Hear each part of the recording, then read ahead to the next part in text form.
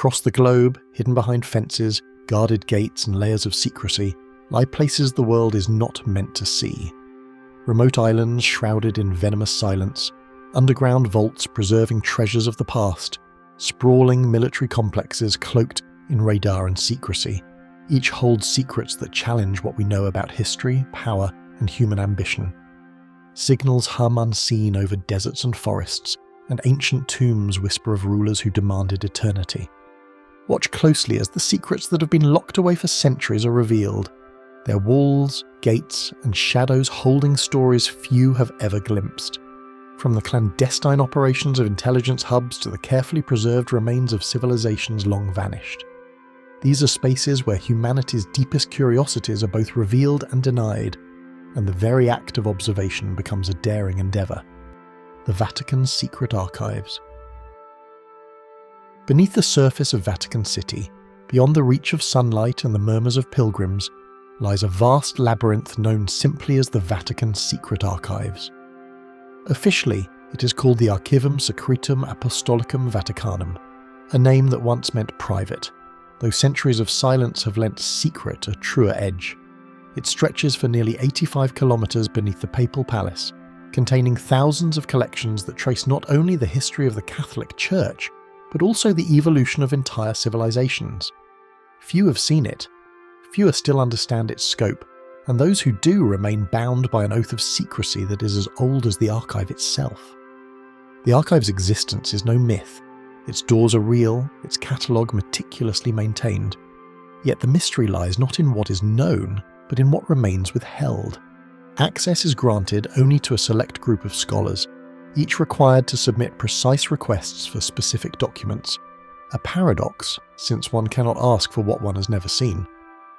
Beyond the guarded entrance, Swiss guards and Vatican officials enforce strict rules: no browsing, no copying, no photography, and no curiosity beyond the prescribed purpose. The faint scent of parchment and centuries-old ink lingers in the air, mingling with the weight of knowledge kept from the world.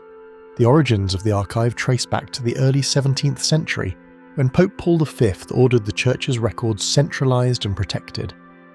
The Vatican had long held correspondence from monarchs, statesmen and theologians, letters that shaped empires and broke them. But Paul saw that such documents, if scattered, might be exploited or destroyed. By bringing them together, he created not merely a library, but a fortress of information. Within those sealed corridors rest diplomatic exchanges between the papacy and kings, records of heresy trials, orders of excommunication, and ancient treaties that shifted the course of nations. Some of these documents have not been touched in hundreds of years. What can be seen by outsiders is only the surface. Researchers who are granted entry work under fluorescent lamps in reading rooms watched by attendants. The manuscripts are delivered by staff from storage vaults that stretch like veins beneath the Apostolic Palace.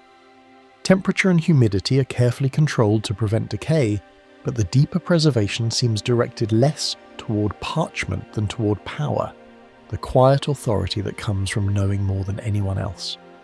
Among the holdings are letters from Michelangelo discussing the construction of St. Peter's Basilica, Galileo's own plea to the Inquisition, and correspondence between popes and monarchs at war. Each record in isolation is history. Together they form a narrative too complex for a single nation to claim. For centuries, the secrecy surrounding the archive has stirred speculation.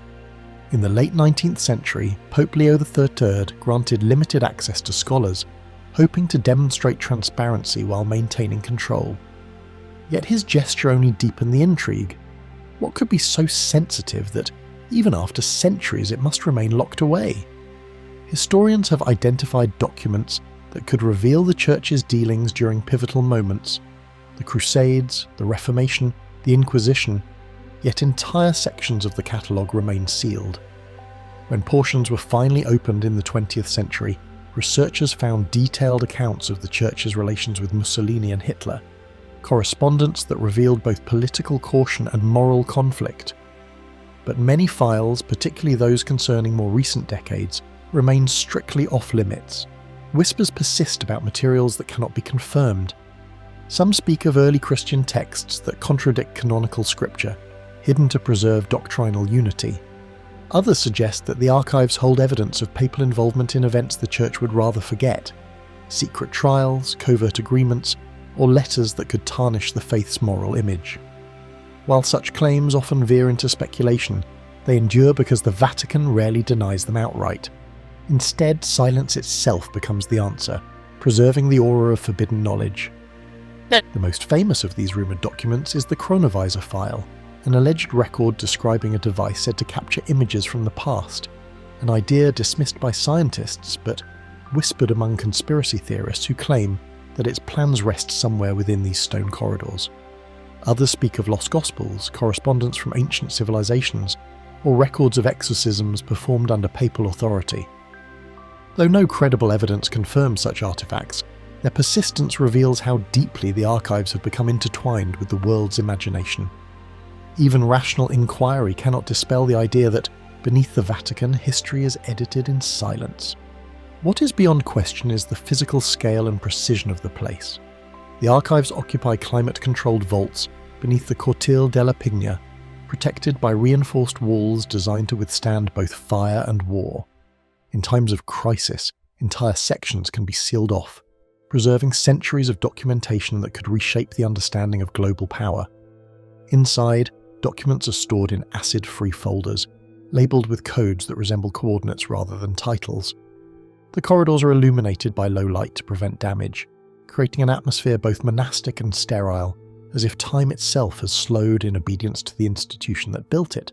Even the cataloguing system contributes to the mystery. The Vatican's archivists use internal classifications inaccessible to outsiders. To know what to ask for, a researcher must first know what exists, an impossible circle that ensures most of the collection remains unexamined.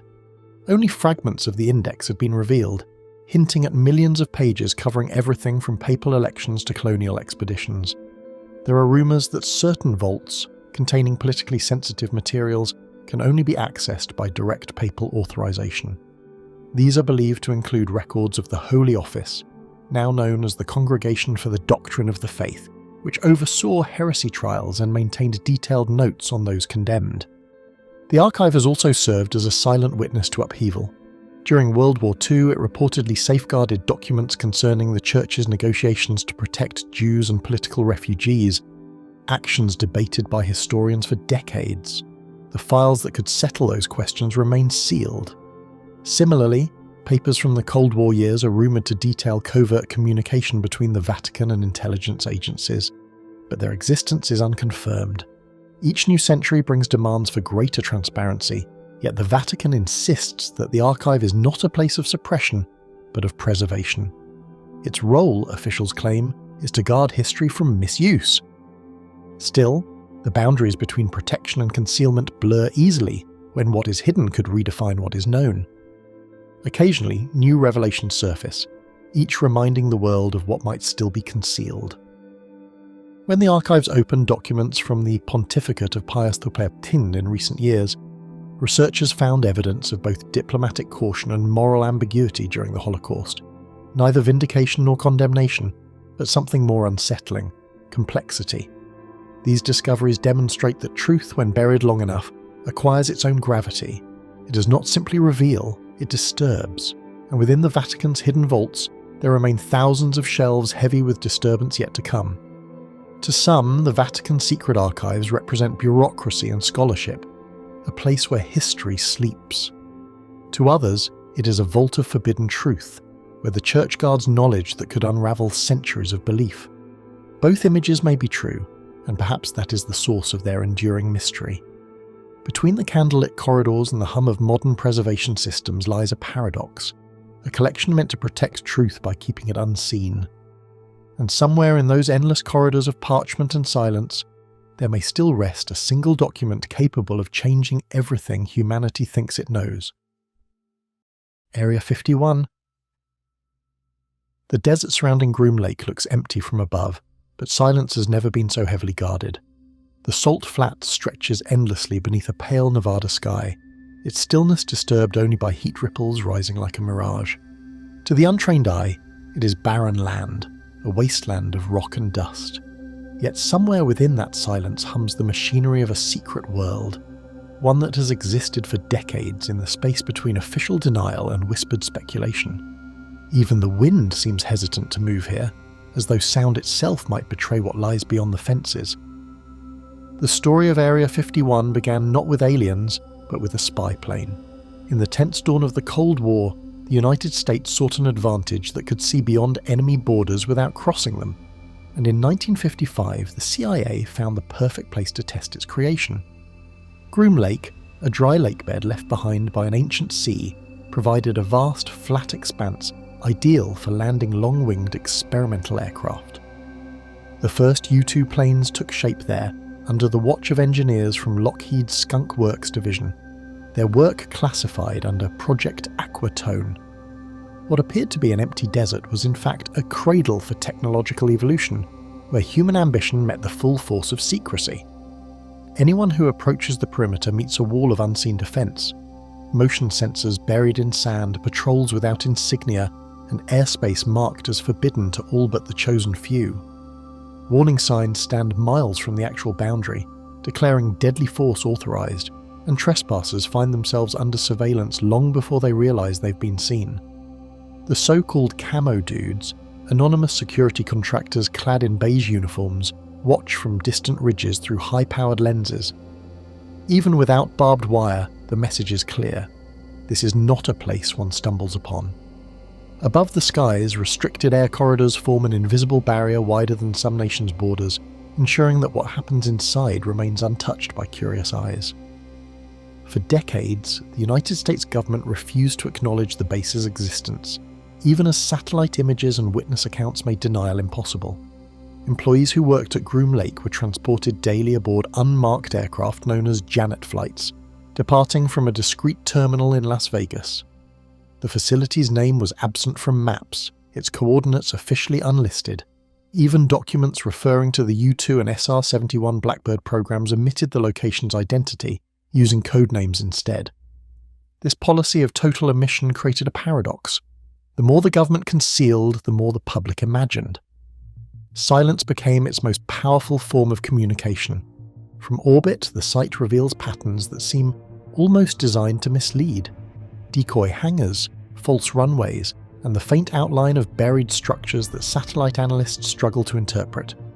The US government has repeatedly petitioned private mapping companies and international imagery providers to obscure the facility's most recent expansions, claiming national security concerns, yet leaked high-resolution images from the late 1990s already showed vast underground entrances carved into Groom Range, suggesting that the visible base may be only a fraction of what exists below.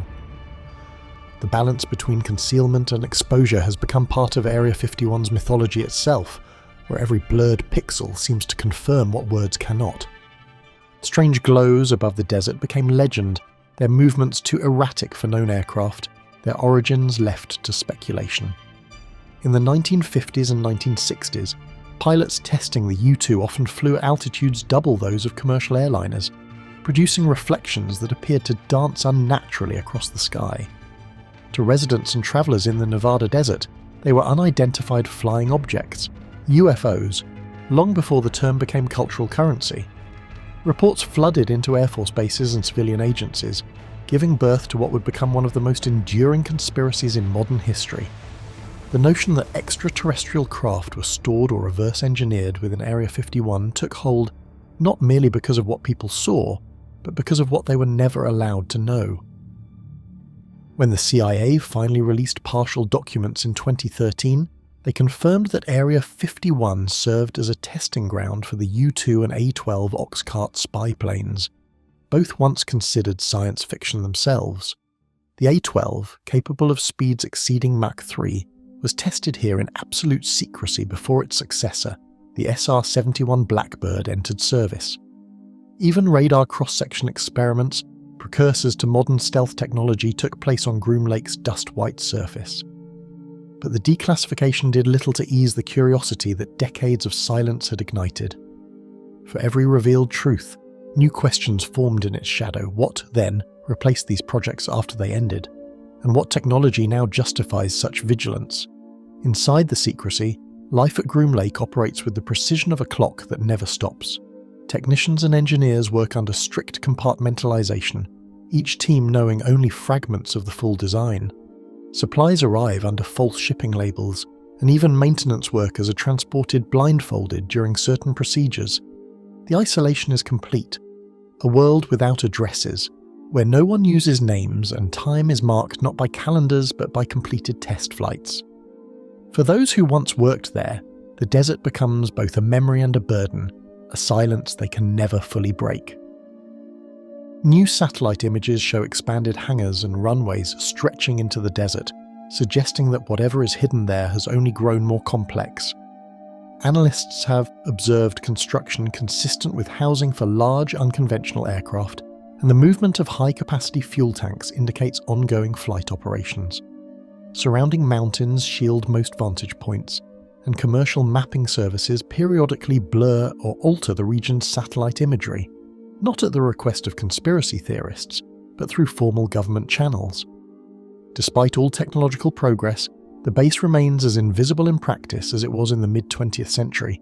Even former employees, bound by lifelong secrecy agreements, speak in cautious fragments, their silence as telling as anything they might reveal. Some have described unidentified prototypes that seem to move without visible propulsion, while others mention flight tests that took place only under moonless skies. These statements, though vague, have fueled decades of speculation. One engineer who later worked on public stealth projects remarked that the black world is always several decades ahead of the white world, implying that what the public perceives as impossible may already be obsolete within those desert hangars. Yet none have dared to describe what, if anything, continues to operate there today. Area 51's greatest success may not be the technology it hides, but the mythology it has built, proof that secrecy itself can become a weapon stronger than any machine. Its story is no longer just one of military innovation, it is the embodiment of controlled mystery, an experiment in how far information can be withheld before truth dissolves into legend. Every fence line, every denial, every unexplained light has contributed to a narrative larger than any aircraft, a narrative that has outlived the Cold War, transcended national borders, and become a symbol of humanity's uneasy relationship with the unknown. The base endures not only as a fortress of technology, but as a monument to curiosity itself, where answers are designed never to surface. Past the distant, shimmering horizon, something still waits, unacknowledged and unseen, where the desert keeps its most obedient secrets. Porton Down, England. The gates of Porton Down rise like silent sentinels over the Wiltshire countryside, forbidding and watchful in equal measure. From a distance, the sprawling compound is nondescript, almost mundane, blending with fields and hedgerows that stretch into the horizon. Yet behind those gates lies a world defined by secrecy and experimentation, where every building, laboratory and testing facility is designed for one purpose: to probe the limits of chemical and biological science under the strictest confidentiality. The air itself seems weighted, as though the surrounding countryside holds a memory of experiments that, for decades, the world was forbidden to know. In the heart of World War I, Britain sought a hidden laboratory where science could meet warfare without restraint. Founded in 1916, Porton Down was intended to develop and test chemical weapons capable of altering the course of modern combat. Mustard gas, phosgene and other agents were analysed in laboratories and on isolated test ranges, their potential measured with meticulous calculation. At the time, secrecy was paramount not merely for security, but to prevent public alarm. Scientists worked in relative isolation, their experiments classified under the War Office's tightest restrictions. The site's early focus on chemical warfare was a reflection of a world desperate for any edge in a conflict defined by technological escalation. Even nearby roads are surveilled, and entry requires layers of clearance that few outsiders can imagine. Barbed wire fences, guard towers, and motion sensors form a barrier as much psychological as physical, deterring any attempt to approach. Visitors are escorted along prescribed paths.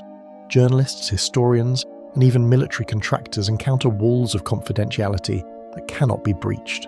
Security protocols extend beyond the perimeter.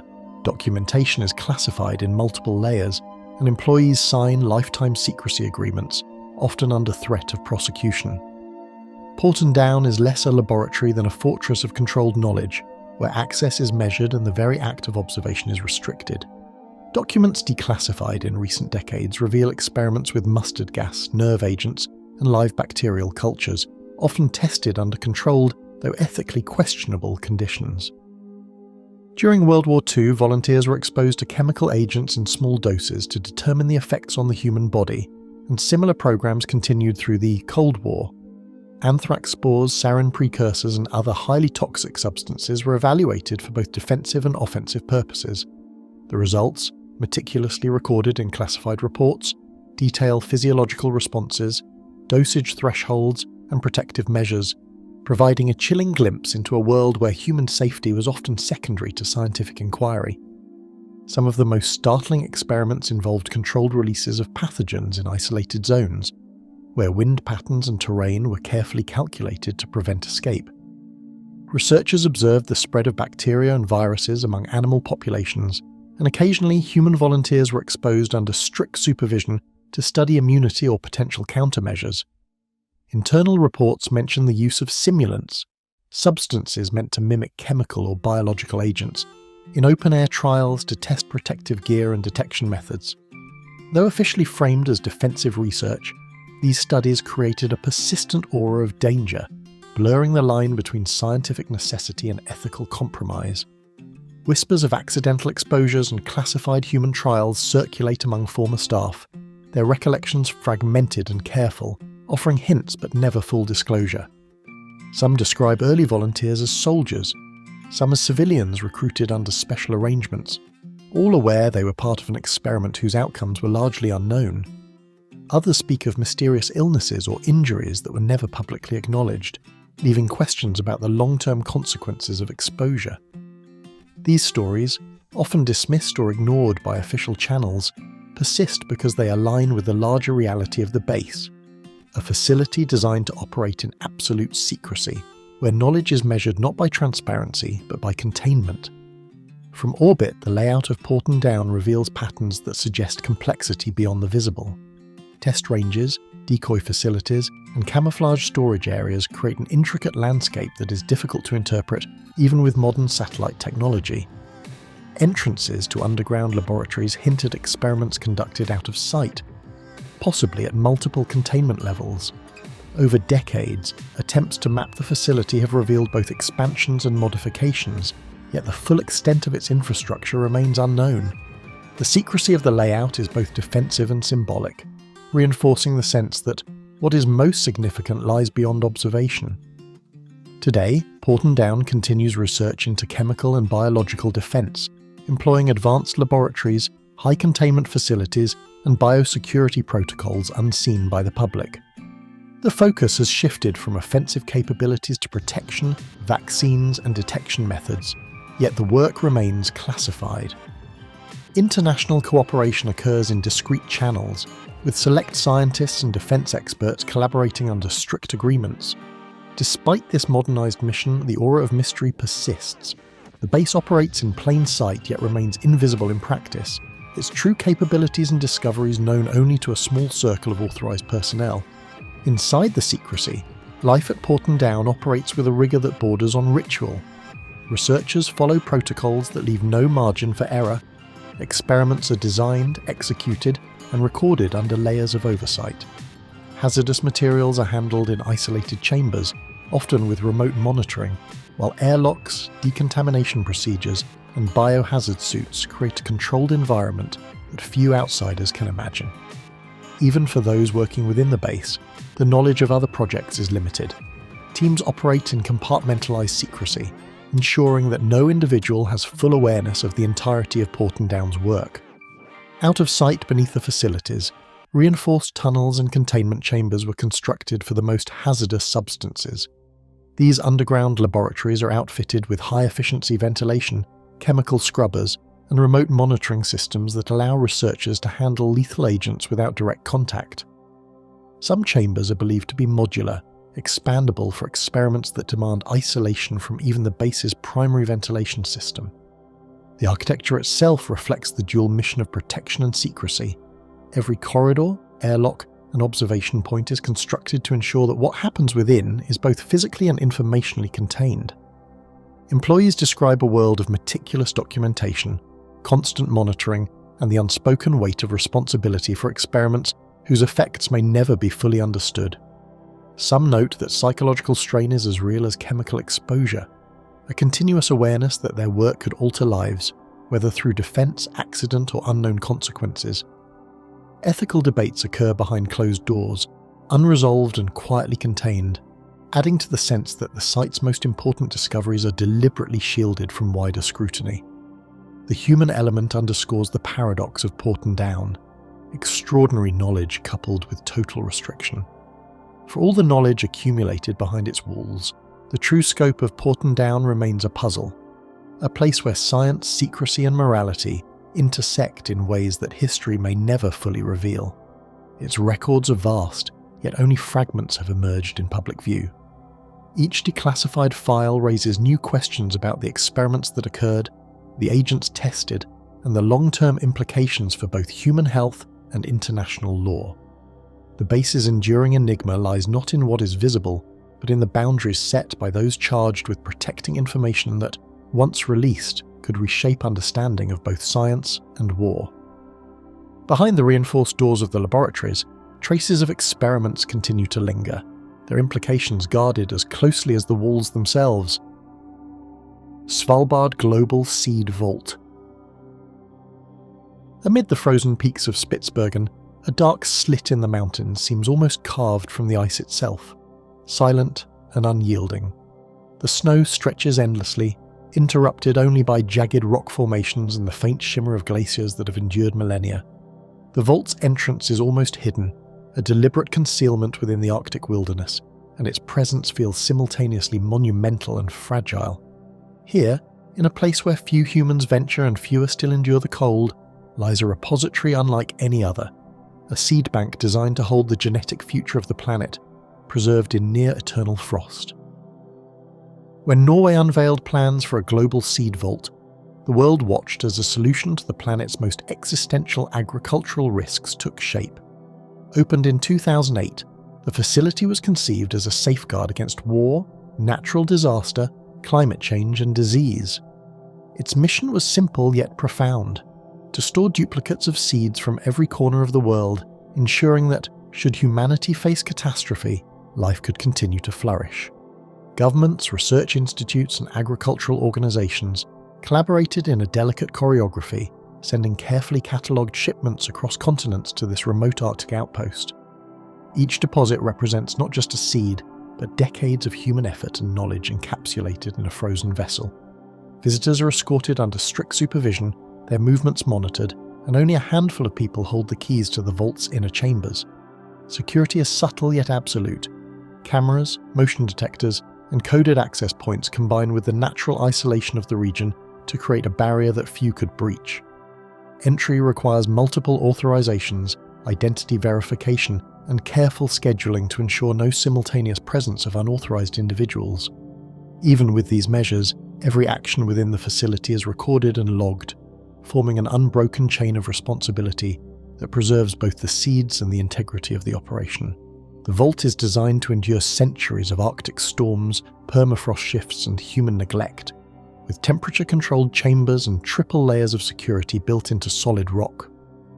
Its concrete entrance tunnel slopes inward, allowing the surrounding mountain to act as a natural barrier against both intrusion and temperature fluctuations. Inside, the seed vault itself remains at roughly 18 degrees Celsius, with multiple redundant systems ensuring that even in the case of power loss, the cold is maintained. Storage units are modular and meticulously organised, each labelled with precise metadata and provenance details. The design is as much about preservation as it is about the symbolism of human foresight, a silent monument to planning for a future no one can fully predict. Inside its cold halls lie duplicates of seeds from every continent, a quiet insurance policy against famine, war, or ecological collapse. Cereals, legumes, fruits, and rare medicinal plants occupy neat rows of reinforced containers, each carefully catalogued to allow rapid recovery if needed. The diversity stored here spans thousands of species, representing both common crops and those on the brink of extinction. For agricultural scientists, this is a lifeline, a way to safeguard food security and genetic diversity in a world increasingly shaped by climate unpredictability and geopolitical instability. Some of the seeds stored here are centuries old, retrieved from seed banks that predate modern agricultural research. Ancient grains and heritage varieties, preserved through careful cultivation, carry not only genetic diversity but the memory of human adaptation to climate, famine and migration. Each sample represents a lineage of resilience, a story encoded in chromosomes that could shape the crops of tomorrow. Scientists often describe handling these seeds as a confrontation with time itself, a tangible link between generations past and the uncertain future, silently reminding the world of the fragility of survival. Even this frozen sanctuary is not immune to change. Melting permafrost and untested structural stresses remind engineers that absolute preservation may be an illusion. In 2016, unusually warm Arctic conditions caused minor water intrusion, highlighting vulnerabilities in a facility designed for millennia rather than decades. Engineers quickly assessed and reinforced affected areas, but the incident served as a reminder. Even in a place engineered for permanence, nature cannot be fully tamed. The paradox of Svalbard lies in its attempt to control the uncontrollable, to store the future in a place itself, subject to forces beyond human command. Technicians describe routines measured in meticulous checks, where each container is logged, inspected, and resealed, the weight of responsibility palpable in every action. Even minor deviations are noted, and audits are conducted regularly to ensure nothing is lost or compromised.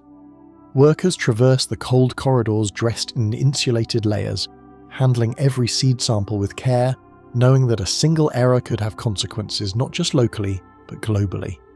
These human actors operate quietly, their work largely unseen, their diligence forming the silent backbone of the vault's promise to the world.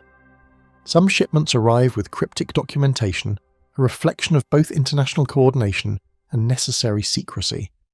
Seeds from politically sensitive regions, rare cultivars or experimental hybrids are catalogued with care to avoid diplomatic friction, and sometimes entire boxes are transported under guarded convoys. Each transfer is both a logistical and symbolic act, proof that, even in a frozen remote outpost, human coordination and vigilance sustain life far beyond the Arctic mountains. The secrecy is not meant to mystify, but to ensure the continuity of preservation in a world where human conflicts can undo centuries of careful cultivation. The vault's design also accounts for catastrophic events beyond the Arctic's natural extremes.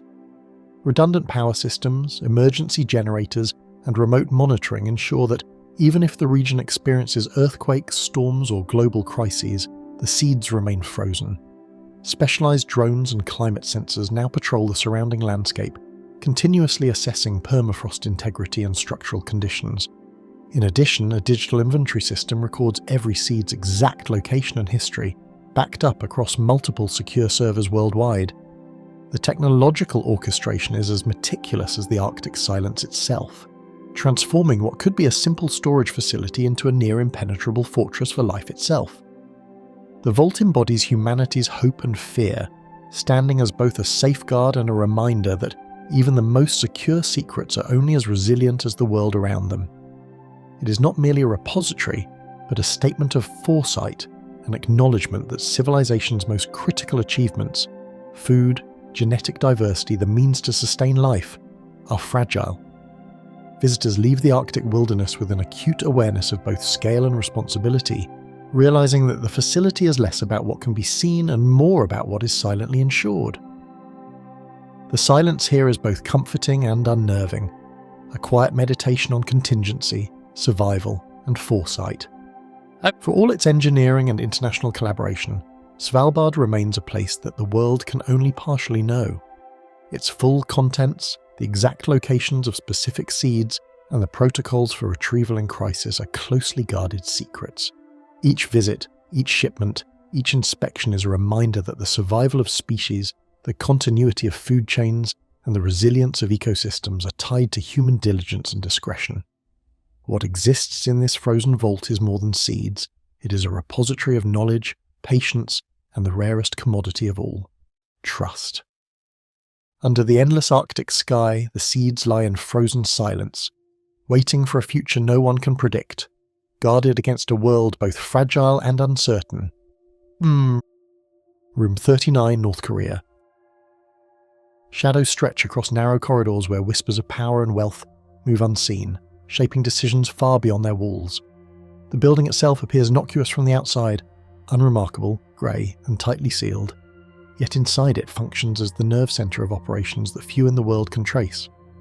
Lights flicker in monitored offices, and an air of calculated precision hangs over every activity, a testament to a secrecy cultivated over decades. For those who have observed it from afar, Room 39 represents a paradox, an institution that is both omnipresent in its influence and entirely invisible to public scrutiny. In the early years of the regime, a secretive apparatus was assembled to generate revenue invisible to both the public and foreign governments. Scholars and defectors trace its origins to the leadership of Kim Il-sung and the consolidation under Kim Jong-il, when the country sought ways to sustain itself outside conventional economic channels. By the 1970s, this shadow organisation had expanded its operations to include foreign business ventures, trade networks, and discrete financial management that operated beyond the reach of international law. Its creation was deliberate, designed to insulate the regime from sanctions, global monitoring, and the internal instability that might otherwise threaten its control. Compartmentalization reaches extreme levels, with only a handful of insiders ever glimpsing the entirety of the operations within. Even high-ranking officials may not fully understand the scope of Room 39 as responsibilities are divided into narrow segments. Personnel are sworn to absolute secrecy, and information is disseminated on a strict need-to-know basis. This structure ensures that, even if one sector is exposed, the larger web of activity remains protected. Observers outside North Korea note that such extreme secrecy has allowed the organisation to endure through decades of leadership changes, economic crises, and international scrutiny. Reports trace a complex network of overseas enterprises, clandestine factories, and financial accounts funneled through opaque channels. Defector testimonies and investigative reports have identified offshore companies, luxury goods imports, and foreign currency operations tied to the organisation. Some operations are verified, such as joint ventures in textiles and mining, while others remain murky, from alleged counterfeit currency production to secretive arms transactions. Analysts emphasise that while specific details are scarce, the pattern of economic control and clandestine management is clear. Room 39 is central to the regime's ability to operate independently of the global financial system. Banks, intelligence agencies, and diplomats have all tried to follow the money, encountering layers of obfuscation and diplomatic dead ends at every turn. International sanctions have targeted suspected entities, yet enforcement often falters due to the vault-like secrecy surrounding transactions. Reports indicate that the organisation maintains accounts in multiple countries, sometimes through shell corporations or intermediaries, making it nearly impossible to ascertain the total scale of its operations. For outside observers, Room 39 is a puzzle whose pieces are scattered across continents, each fragment suggesting influence without ever revealing the full picture. Accounts from defectors hint at activities that skirt international law, from luxury goods smuggling to illicit trade networks, though details remain fragmentary. Some claim involvement in narcotics trafficking or counterfeit currency production, while others describe complex schemes to secure foreign assets and precious commodities. While many allegations cannot be independently verified, the consistency of reports from multiple sources lends them credibility. Even partial knowledge paints a portrait of an organisation that blends state-sanctioned business with clandestine, morally ambiguous ventures, operating with near total impunity. The wealth amassed under these conditions sustains the regime's inner circle and fortifies the structures that enforce control throughout the country. Revenue from Room 39 is reportedly used to fund elite projects, secure loyalty among officials, and maintain the leadership's standard of living far above the national average. Beyond its financial function, the organisation reinforces political stability. The promise of access, privilege, and security within its operations serves as a mechanism of influence over those who serve it. In this way, Room 39 is both a treasury and a tool of governance, a silent engine of power. Despite painstaking research, the full extent of the operations remains invisible, a testament to the enduring power of secrecy and fear. Analysts can observe its effects: the flow of wealth, the resilience of the regime under sanctions, and the occasional trace of illicit commerce. But the organization's inner workings remain shielded from scrutiny. Even those who have defected often reveal only fragments, hesitant to disclose the entirety of what they witnessed. The combination of internal control, strategic compartmentalization, and the opaque nature of global financial systems ensures that Room 39 retains an almost mythic presence, tangible only through its consequences rather than direct observation. Personnel within the organization operate under strict codes and carefully orchestrated routines. Communications are monitored, financial reports are coded, and movement within the facility is tightly regulated. Every transaction, shipment, and decision is recorded in ways designed to protect the system while minimizing exposure. This meticulous approach extends to international dealings. Agents abroad often operate under cover identities, executing operations that are impossible to trace directly back to the leadership. The human machinery behind Room 39 functions with a discipline that mirrors its political purpose, a shadow workforce whose precision sustains a hidden empire. The reach of Room 39 extends far beyond Pyongyang. It touches global banking systems, international trade, and luxury markets, illustrating how a single secretive entity can wield influence on a planetary scale. Yet its existence is largely inferred from patterns, leaks, and investigative reporting, a structure whose impact is visible, but whose core remains invisible. This dichotomy between observable consequences and hidden mechanisms intensifies the mystery, compelling analysts, journalists, and governments alike to speculate on the true magnitude of what remains concealed.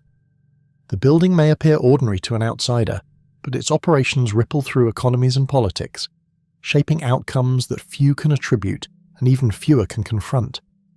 Intelligence agencies and investigative journalists work tirelessly to map its networks, yet every uncovered link leads to new questions. The complexity of Room 39 is amplified by its adaptability. When one method of operation is compromised, alternate channels emerge, often leaving only a faint trace of what occurred. Its secrets endure because they are protected not just by walls and security, but by the constant vigilance and secrecy of those who inhabit its corridors. The full story of Room 39 is likely beyond the reach of any single observer. Even decades of intelligence gathering, sanctions, and diplomatic scrutiny reveal only fragments, a testament to an organization designed to operate in perpetual opacity. Its influence remains felt worldwide, yet its mechanisms are largely unknowable, leaving a lingering sense that the most consequential forces often move entirely out of sight. Decisions and transactions are made within these hidden chambers that shape global power and wealth, yet no outsider will ever trace their origins or witness their unfolding. Fort Knox. A heavy stillness hangs over the district, broken only by the distant hum of armoured vehicles and the occasional radio crackle, hinting at the hidden treasure within. The compound is unremarkable to the casual observer, blending into the urban sprawl, yet within its walls lies one of the most closely guarded secrets of the North Korean regime. Every corner of the facility is monitored, every movement accounted for, creating an environment where even the smallest anomaly could be noticed and investigated. Observers from afar speak of the vault not merely as a repository of wealth, but as a manifestation of control, a silent declaration that power can be absolute when shielded from view. The vault's origins trace back to the earliest days of the regime, when leaders sought to consolidate national assets in a manner impervious to foreign scrutiny. During the 1950s and 1960s, as North Korea rebuilt from war and international isolation tightened, centralized reserves became a strategic necessity. The construction of underground chambers and steel-reinforced facilities was not only an exercise in security, but a demonstration of sovereignty. These initial measures laid the foundation for a system that would evolve over decades into an intricate web of storage, secrecy, and state-controlled wealth. Approaching the facility is nearly impossible. Roads leading toward it are lined with checkpoints, and sensors buried beneath the asphalt can detect movement in near silence. Guards patrol in shifts that never overlap exactly, while surveillance towers and concealed cameras watch the perimeter from angles designed to reveal any intrusion. Intelligence reports describe multiple layers of reinforced vaults inside, with steel doors, blast-proof walls, and climate-controlled chambers. The design prioritizes not only protection from theft, but also from potential military attacks, natural disasters, and environmental degradation. Engineers involved in its construction reportedly employed techniques designed to make the facility nearly impervious to both natural disasters and human interference. Layered steel-reinforced concrete walls, subterranean foundations, and earthquake-resistant architecture combine with blast-proof vault doors and multiple internal fail-safes, creating a structure that is both resilient and highly secretive. Some compartments reportedly extend several meters underground, accessible only to a limited number of trusted officials, while internal systems monitor environmental conditions, motion, and unauthorized access. These engineering feats transform the vault from a simple storage facility into a fortified stronghold, blending advanced technology with layers of controlled secrecy. Inside, the scale of the reserves is the subject of careful speculation. Reports indicate significant holdings of gold, precious metals, and foreign currency, along with other assets whose full nature remains undisclosed. While official figures are scarce, analysts estimate that the vault contains enough wealth to influence domestic policy, fund state projects, and sustain the leadership's inner circle for decades. Storage is reportedly organized in both visible chambers and hidden compartments, with some sections accessible only to a small cadre of trusted officials. The combination of high-value materials and extreme secrecy has made the vault a symbol of the regime's economic resilience. Every shipment arriving at the compound is executed with meticulous planning, a choreography of secrecy that leaves almost no trace. Reports indicate that supplies of gold, foreign currency, and precious metals are transported in unmarked vehicles under armed escort, sometimes moving through discreet rail or air routes. Inside, climate-controlled storage and redundant security protocols ensure that every item remains protected from theft, tampering, or environmental damage. Satellite imagery and defector testimonies suggest that even routine deliveries are treated as high-priority operations, with each step carefully coordinated to minimize exposure to external observation. The reserves serve a strategic function beyond mere wealth. They allow the leadership to finance critical projects, support elite institutions, and exert influence over both domestic and international stakeholders. Some funds are reportedly used to secure loyalty among officials, provide incentives for overseas operations, or maintain covert networks abroad. In this way, the vault acts not only as a repository, but also as a tool of governance, ensuring the regime's stability in the face of sanctions, global scrutiny, and internal challenges. International observers have attempted to gauge the vault's scope using satellite imagery, defector testimonies, and open-source intelligence. While some structural details can be inferred from overhead photos, every estimate remains incomplete. Intelligence reports suggest that the facility is surrounded by decoy structures and misleading layouts designed to confuse any outsider attempting to understand the true scale. Analysts often emphasize that even small fragments of evidence, such as construction activity or the movement of armored vehicles, can hint at operations far larger than initially imagined. Rumors and speculation persist alongside verified details. Accounts from former officials suggest subterranean chambers that extend beyond official blueprints, housing additional reserves or classified assets. Some reports claim that exotic materials, rare artifacts, and secure storage for sensitive documents accompany the wealth. While verification is impossible, these stories endure because they align with the pattern of extreme secrecy and the regime's historical penchant for elaborate concealment.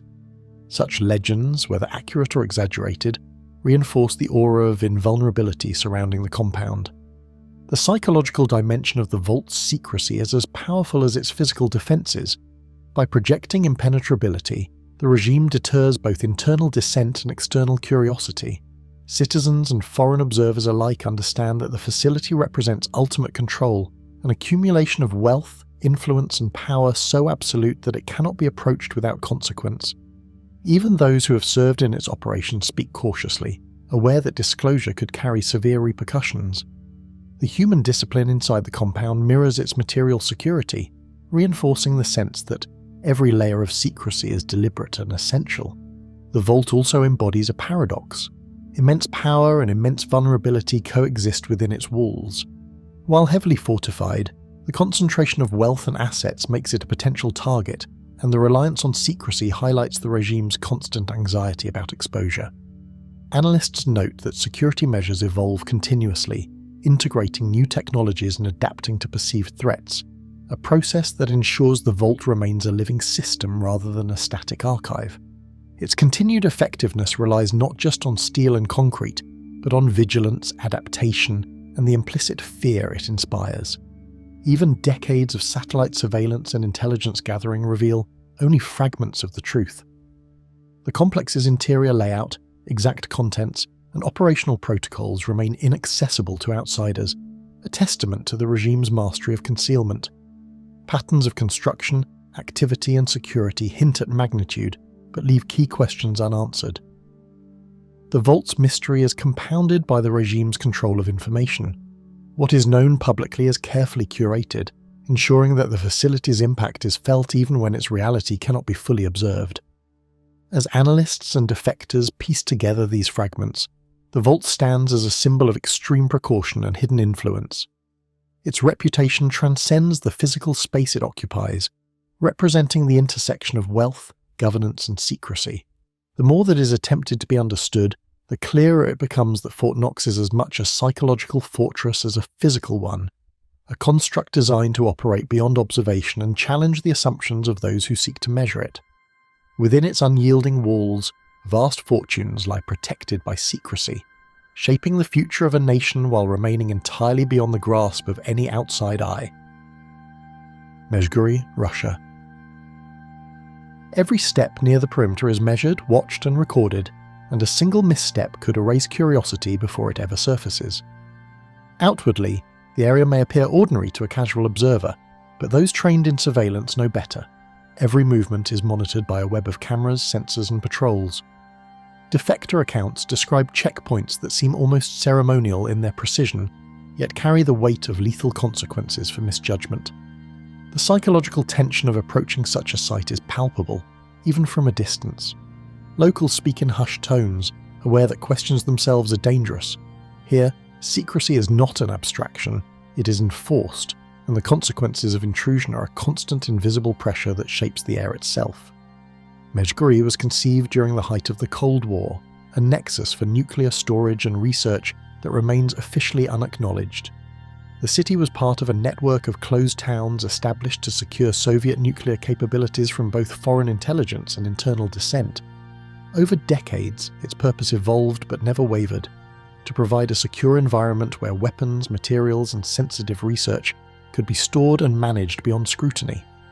Its very existence reflects the era's obsession with control, secrecy, and the consolidation of power, with layers of administration and infrastructure designed to isolate the city from both the physical and informational world. Checkpoints, armoured patrols, and electronic sensors form a network designed to detect any unauthorised movement with near-perfect efficiency. Roads are guarded by soldiers whose orders are absolute, while sensors buried beneath surfaces detect weight, motion, and vibration, alerting command posts to even subtle disturbances. Access permits are highly restricted and rarely granted, and outsiders are effectively barred unless accompanied by approved personnel. Satellite imagery shows perimeter fencing and additional decoy facilities, indicating that the facility's operators actively manage both observation and deception. Every element is designed to discourage even the faintest curiosity, imposing a near impossibility. The city is enveloped in layers of technology designed to detect and neutralize threats before they reach its core. Defector accounts and external analysts indicate that Mezhgorye uses advanced sensor networks, including motion detectors, seismic monitoring, and electromagnetic scanning, to protect sensitive areas. Emergency protocols may include automated lockdowns and rerouting of personnel to secure locations, while redundant power and communication systems ensure continuity under crisis conditions. Some intelligence sources suggest the presence of underground conduits designed to shield sensitive materials from radiation or electronic surveillance. These measures reflect a convergence of natural isolation, engineering, and technology, creating an environment where intrusion or accidental exposure is nearly impossible. Engineers involved in its construction reportedly employed techniques designed to make the facility nearly impervious to both natural disasters and human interference. Vaults and laboratories are embedded beneath layers of reinforced concrete, often extending several meters underground. Doors are blast-resistant, climate-controlled chambers maintain sensitive materials, and redundant security measures allow for remote intervention if necessary. Some reports suggest hidden compartments and emergency access routes that remain unknown to outsiders. The technical sophistication of these structures ensures that Mezhgorye is not only guarded physically but engineered to withstand threats from multiple directions, a living testament to the lengths taken to maintain secrecy. Within its walls, layers of underground vaults and laboratories are arranged to optimize both secrecy and resilience, combining engineering precision with classified protocols. These spaces reportedly house nuclear warheads, material storage, and research facilities, though details remain classified. Movement between chambers is tightly controlled, and even senior personnel may only access areas essential to their duties. Surveillance inside the facility is as comprehensive as its external defences, with each corridor and laboratory under constant observation. This careful orchestration transforms the city from a mere collection of buildings into a self-contained system of control, where every object, process, and individual contributes to an overarching structure of secrecy. The simplest deliveries here follow a regimen of extreme precision, a choreography designed to leave no footprint beyond the city's gates. Reports suggest that every shipment of equipment, nuclear materials, or essential supplies is tightly controlled, using unmarked vehicles or trains escorted by armed personnel. Movement schedules are staggered and often disguised, ensuring that outsiders cannot track patterns or volumes. Satellite monitoring has occasionally detected unusual transport vehicles entering heavily secured areas, but their contents remain classified. Internal logistics appear coordinated with military precision, reflecting decades of operational experience. This layer of control demonstrates that secrecy at Mezhgorye extends beyond walls and surveillance. It encompasses the entire flow of goods and personnel, making the city a self-contained and impenetrable system. Residents move under constant observation, their daily routines circumscribed by layers of regulation, yet even they are aware of the secrets they serve to protect. Life is dictated by schedules, access permissions, and communications restrictions. Shops, schools, and public spaces exist, but their operations are integrated with surveillance protocols and restricted information channels. Defectors have described the psychological effect of such isolation. A population trained to accept secrecy as normal, yet acutely aware of the stakes. Children grow up understanding that the city's purpose is larger than themselves, and that deviation from prescribed behaviour can have consequences that ripple far beyond immediate punishment. Reports suggest the city handles nuclear materials, storage operations, and research critical to national security, though most details remain classified. Analysts rely on sparse information, such as occasional official disclosures, defector testimony, and technical indicators visible in satellite imagery, to reconstruct the city's purpose. Evidence points to sophisticated laboratories, reinforced storage facilities, and logistical systems capable of managing both materials and personnel with strict compartmentalization. Even minor anomalies in traffic patterns or construction activity are scrutinized by external analysts as potential indicators of internal operations, revealing just how opaque the city's function is to the outside world. Intelligence agencies rely on satellite imagery, intercepts, and fragmentary reports to infer activity, yet even decades of scrutiny reveal only a fraction of what occurs. Analysts note that certain areas of the city consistently display construction and modification, suggesting either expansion or maintenance of underground facilities. Signals intelligence offers hints of communications, yet encryption and deliberate countermeasures limit understanding.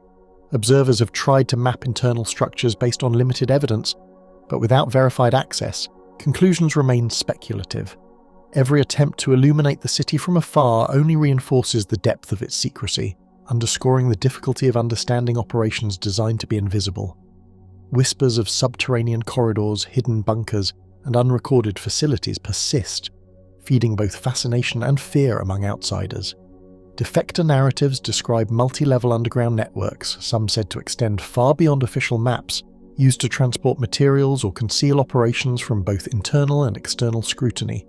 Some reports allege the presence of redundant storage for nuclear materials or emergency shelters for leadership in crisis scenarios.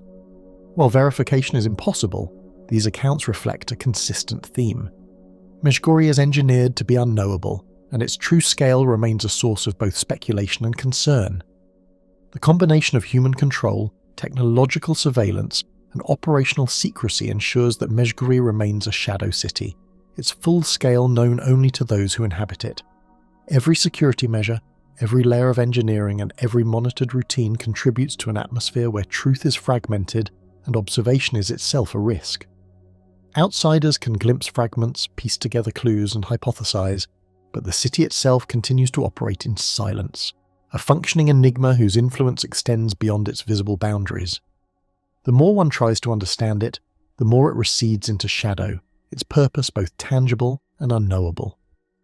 Layered under vigilance and silence, a network of secrets endures, untouchable and unseen, challenging every attempt to understand its true purpose.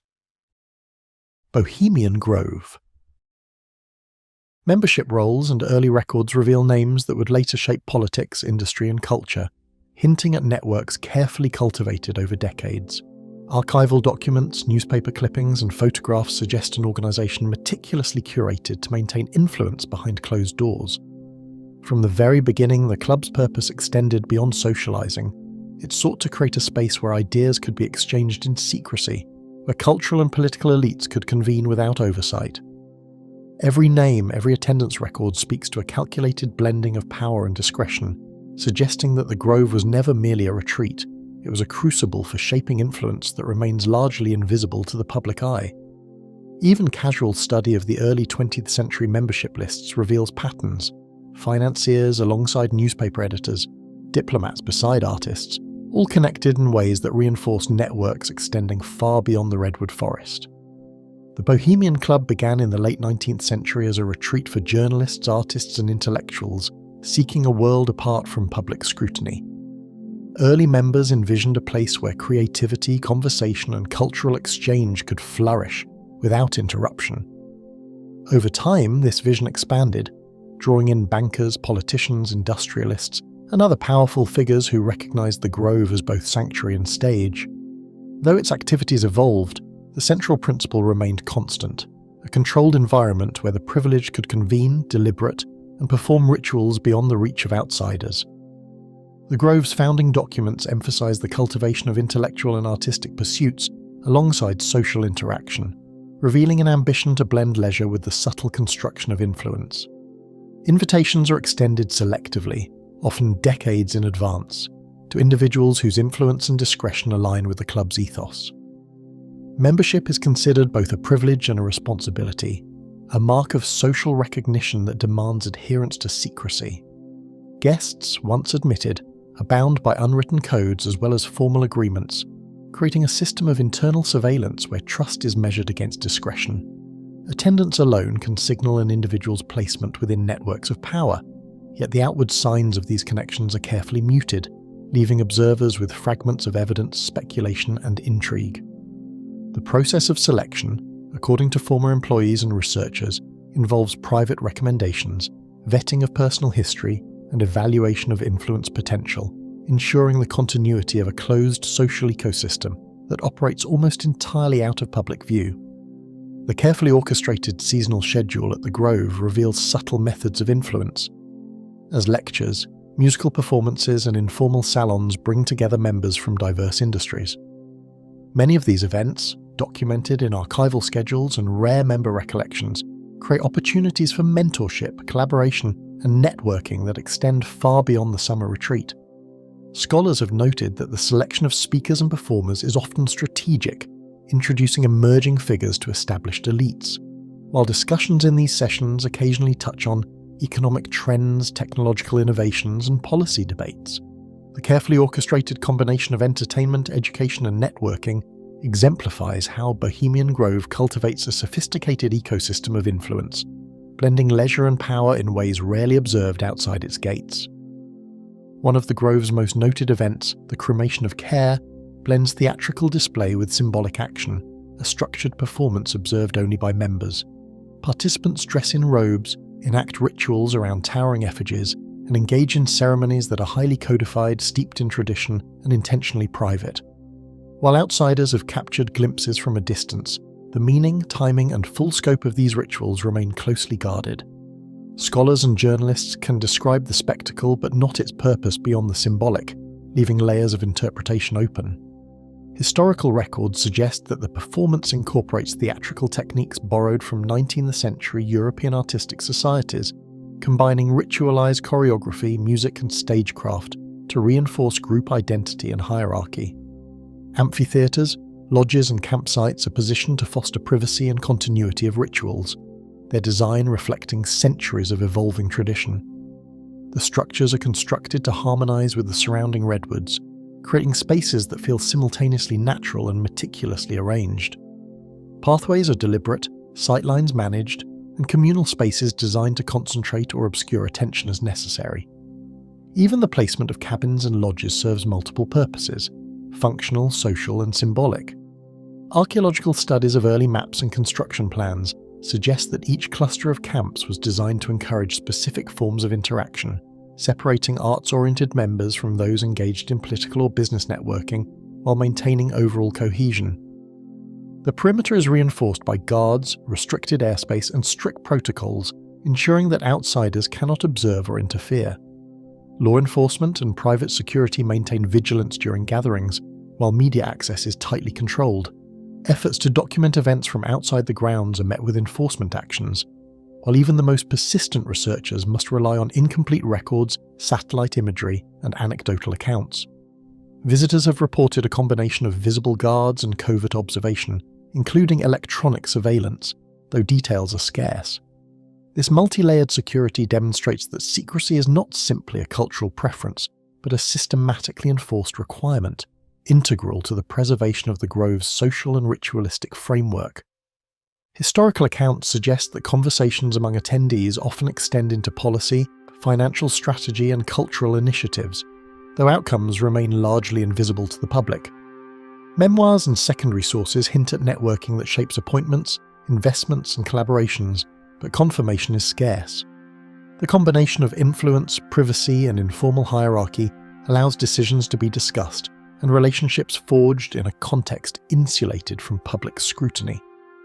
Documents from the early 20th century show that Bohemian club members held informal councils, in which guidance on civic projects, arts patronage, and professional networking was exchanged.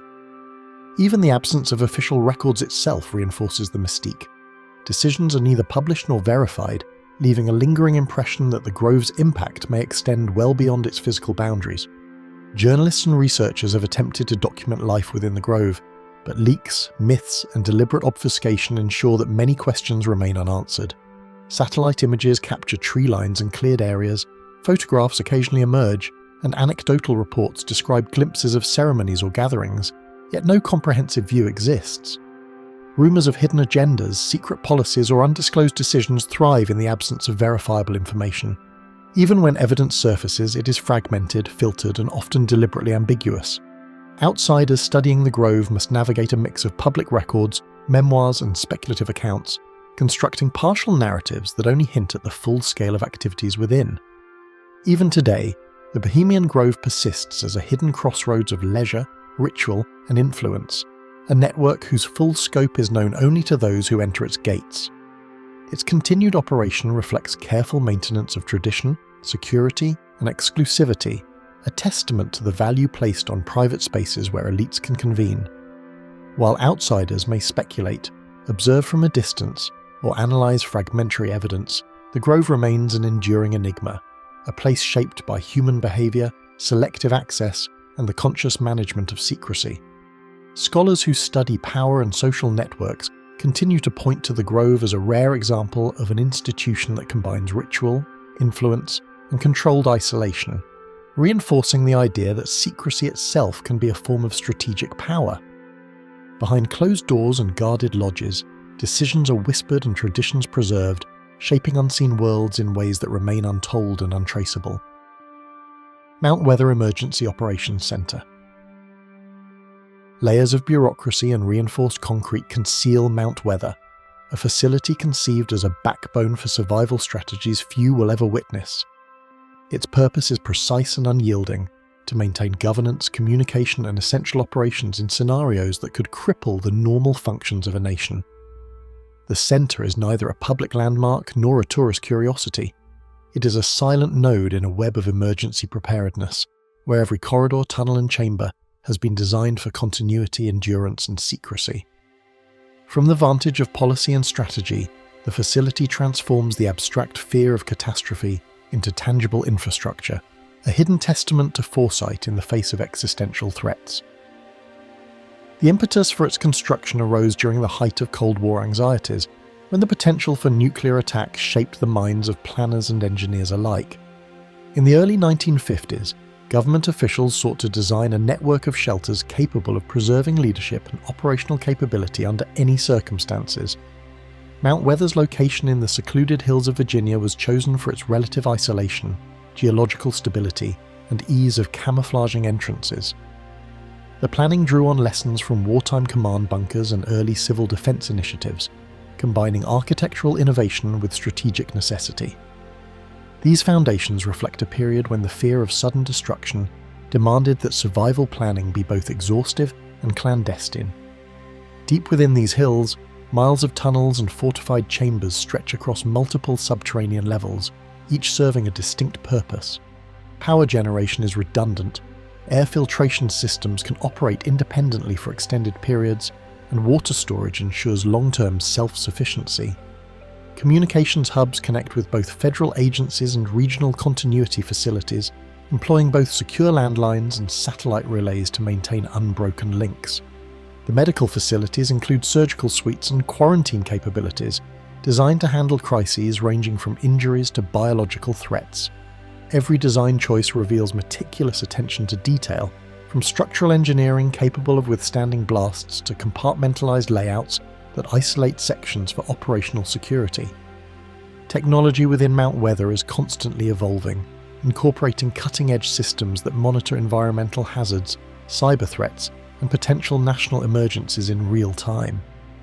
These systems are integrated into a centralized command network that allows personnel to detect and respond to emerging crises instantly.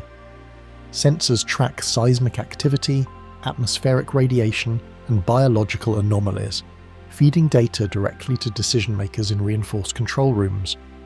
The facility also houses advanced encryption servers and secure communication hubs capable of connecting to multiple federal agencies, even in the event of nationwide infrastructure failure.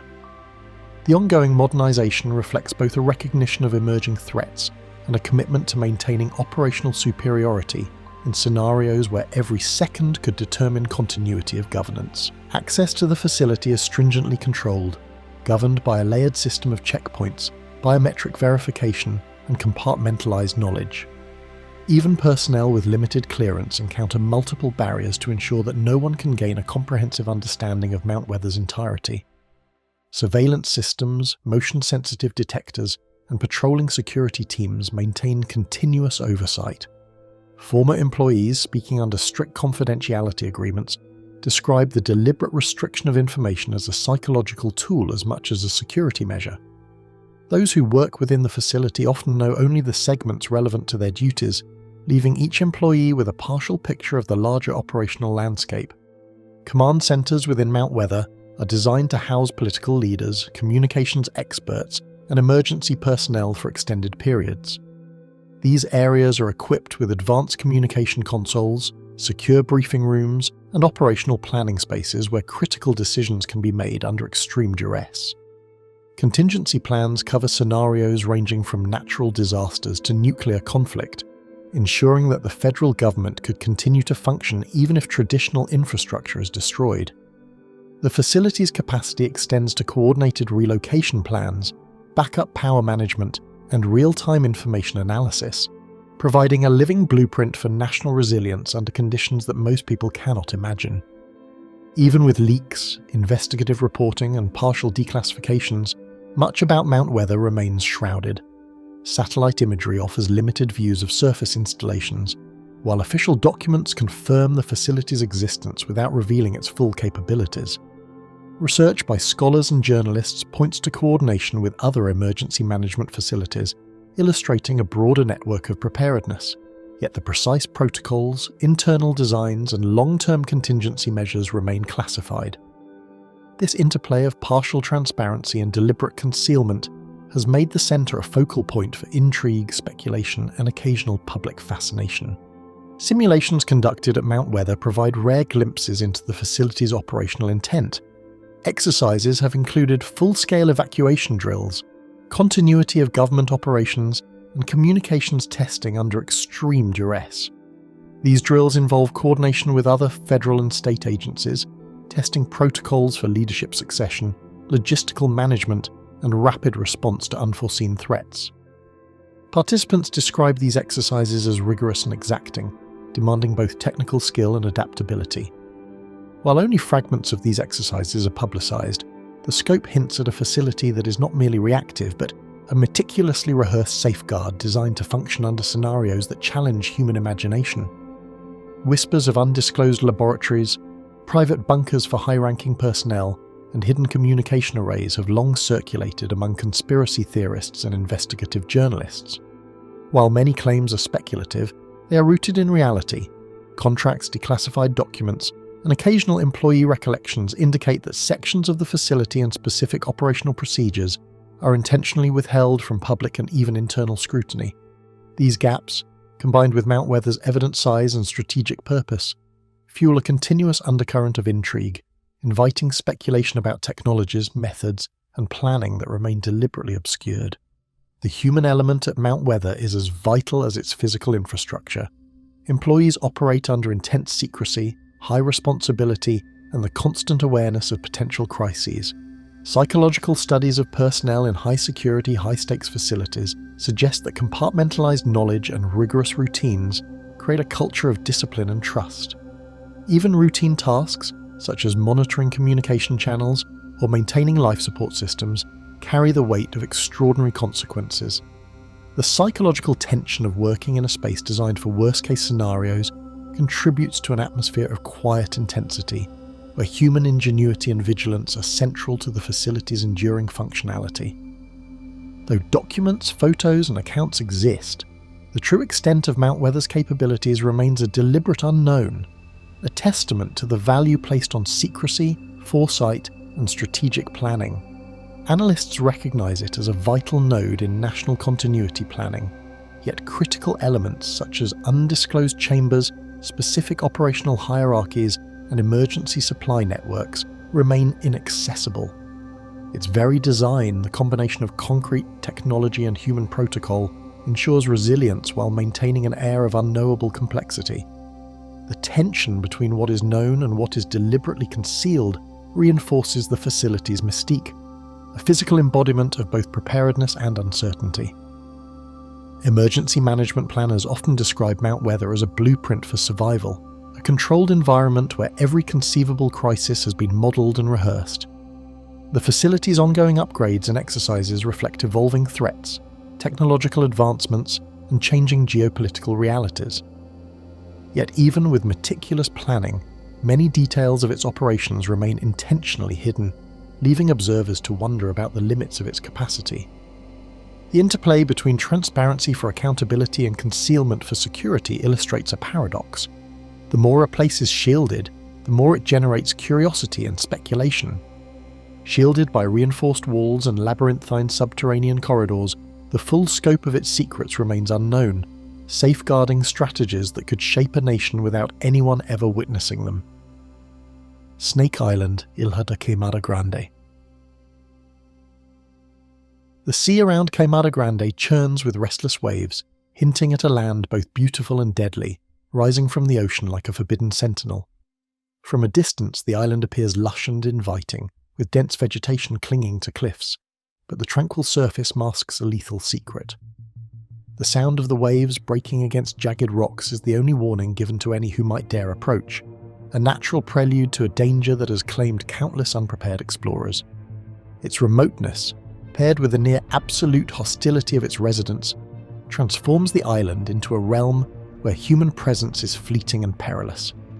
Jagged cliffs and dense forest make the island nearly impossible to approach, a natural barrier that has kept humans away for centuries. Helicopters and boats skirting its perimeter report sudden gusts of wind, treacherous currents, and deceptive sandbars, all conspiring to prevent casual landing. Once ashore, visitors must navigate uneven terrain, fallen trees, and thick underbrush that conceals more than roots and rocks. The island's topography alone is a first line of defense, a natural fortress where nature has designed every curve and drop to discourage intrusion. Few humans have walked its interior, and those who have do so under strict guidance and with extreme caution.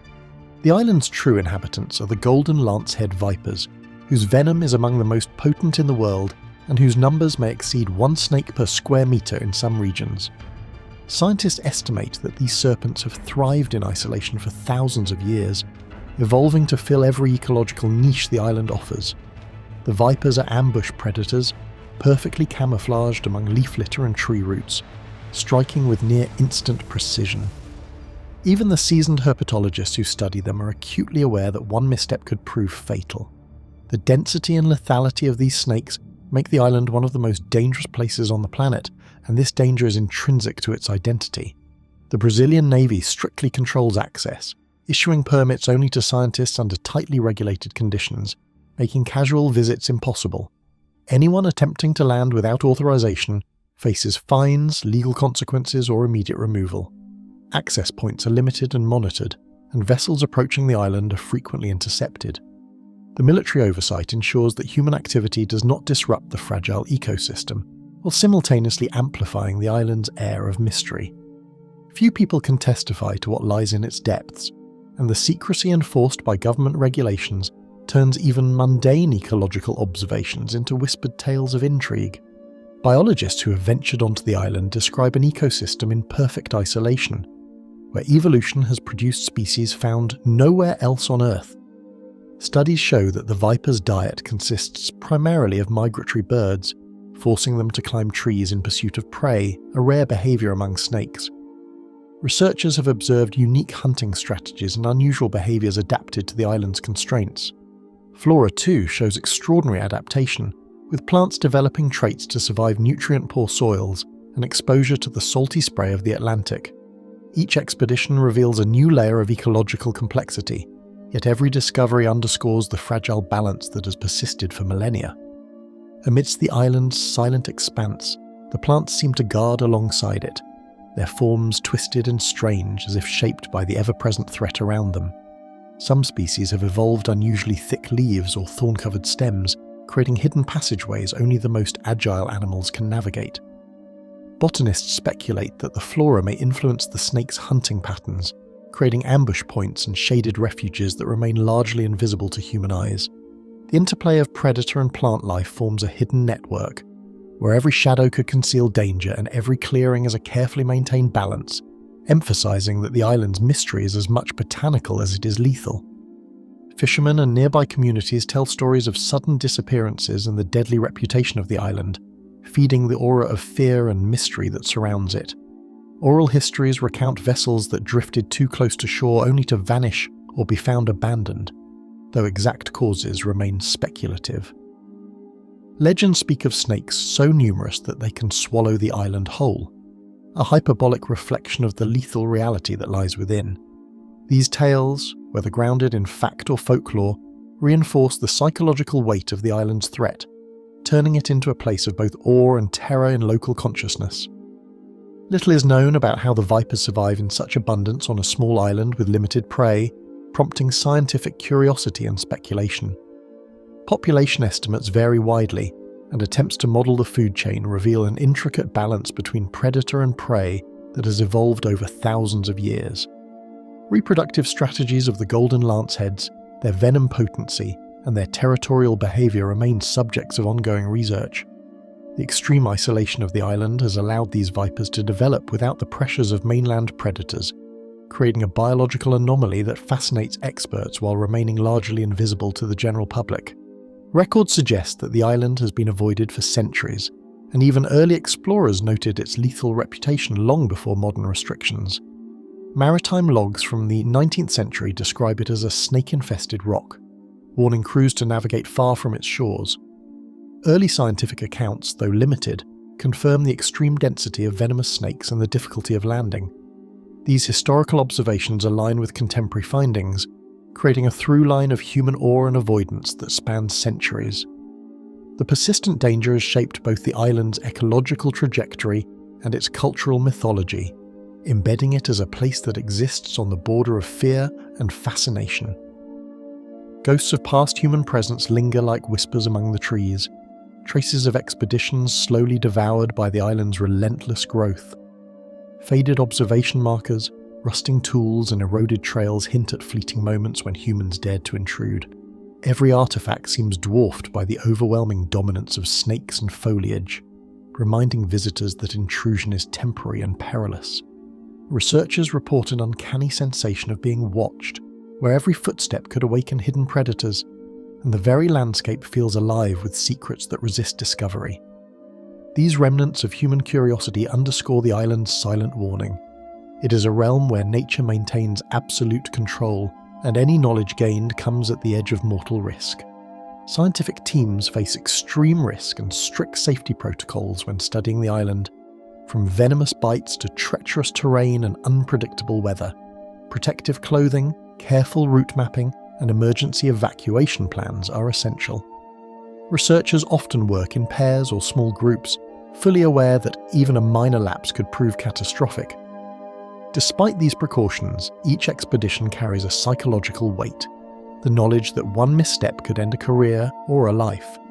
These operational realities underscore the tension inherent in studying a place where curiosity collides with survival. Despite decades of study, Snake Island remains a place where human knowledge is limited, a living testament to the untamed power of nature and the secrets it chooses to keep. Each visit, observation and data point only hints at the island's full ecological narrative. Satellite images, drone surveys and fieldwork provide a partial understanding, yet the dense foliage, rocky cliffs and ever-present snakes prevent comprehensive documentation. The island's mystery is not merely the danger it presents, but the unknowable patterns of life that persist without human interference, reminding us of the limits of observation in a world still largely governed by nature itself. When the winds calm and the Atlantic is placid, the island guards its deadly inhabitants and hidden ecosystems, preserving secrets that may never be fully understood. Diego Garcia. Waves crash over reefs surrounding Diego Garcia, the remote atoll transformed into a heavily guarded US military base after its population was forcibly exiled. The turquoise waters give no hint of the human lives erased to make way for sprawling military operations. Dunes stretch endlessly, shifting with each gust of wind as if the landscape itself is trying to scrub away memory. Palm trees sway under the heat of the equatorial sun, casting elongated shadows over beaches that no ordinary visitor is allowed to tread. From a distance, Diego Garcia seems like any tropical paradise, yet its isolation is absolute, and its secrets remain deeply entrenched beneath the serene surface. Birds circle overhead, untroubled by the fences, gates and patrols that mark a place erased from maps and censuses. Maps rarely reveal what lies within this lagoon, and few have ever set foot on its shores. The story begins not with military strategy, but with a population uprooted, thousands of Chagossians removed in the 1960s and 1970s to make way for a sprawling US. Military installation, villages vanished, homes burned or dismantled, leaving only faint traces swallowed by sand and vegetation. Letters and photographs carried by exiles tell fragments of what once existed. Markets bustling with trade, schools where children laughed, and a rhythm of life in harmony with the sea. Today, these memories survive only in whispers and court documents, stark reminders of a human presence erased but not entirely forgotten. The exiled communities still whisper of homes lost to an invisible hand, and their stories add a layer of ghostly tension to the island's otherwise immaculate geometry. Every building constructed on the atoll is functional, Spartan and heavily fortified, designed to house personnel and equipment rather than invite habitation. Roads are straight and unbroken, cutting across white sand and coral rubble, as though they exist in isolation from the surrounding ocean. Even the air seems different here. Aircraft circling above are tightly controlled, their flight paths dictated by both strategic necessity and a need to maintain secrecy. Outside observers can only guess at the scale of operations, forced to infer activity from movement in the water or the distant hum of generators. Satellite images hint at activity, but every detail is carefully obscured. Hangars rise with geometric precision, their shadows moving slowly across concrete pads as if alive. Radar arrays and antennae jut from the island's heart, sending signals that vanish into the sky without leaving any trace for casual observers. Ships approach only with special clearance, their paths charted through invisible corridors marked by national agreements and strict protocols. Even the nearby atolls, once home to small fishing communities, are patrolled by guards in boats, creating a no-go zone where human curiosity is curtailed by invisible but unyielding authority. Even the skies above seem monitored, as if holding secrets from the world below. On rare occasions, military aircraft streak across the horizon, low and silent, leaving trails that fade into heat shimmer. Their movements hint at testing, logistics, or something far more confidential, but observers can only speculate. Weather patterns occasionally reveal fleeting glimpses of hidden infrastructure, antennae illuminated by morning sun, barges slipping between coral channels, or supply runs leaving subtle wakes in the turquoise water. For those who study the atoll from afar, every anomaly becomes a tantalizing clue, yet the full truth remains frustratingly out of reach.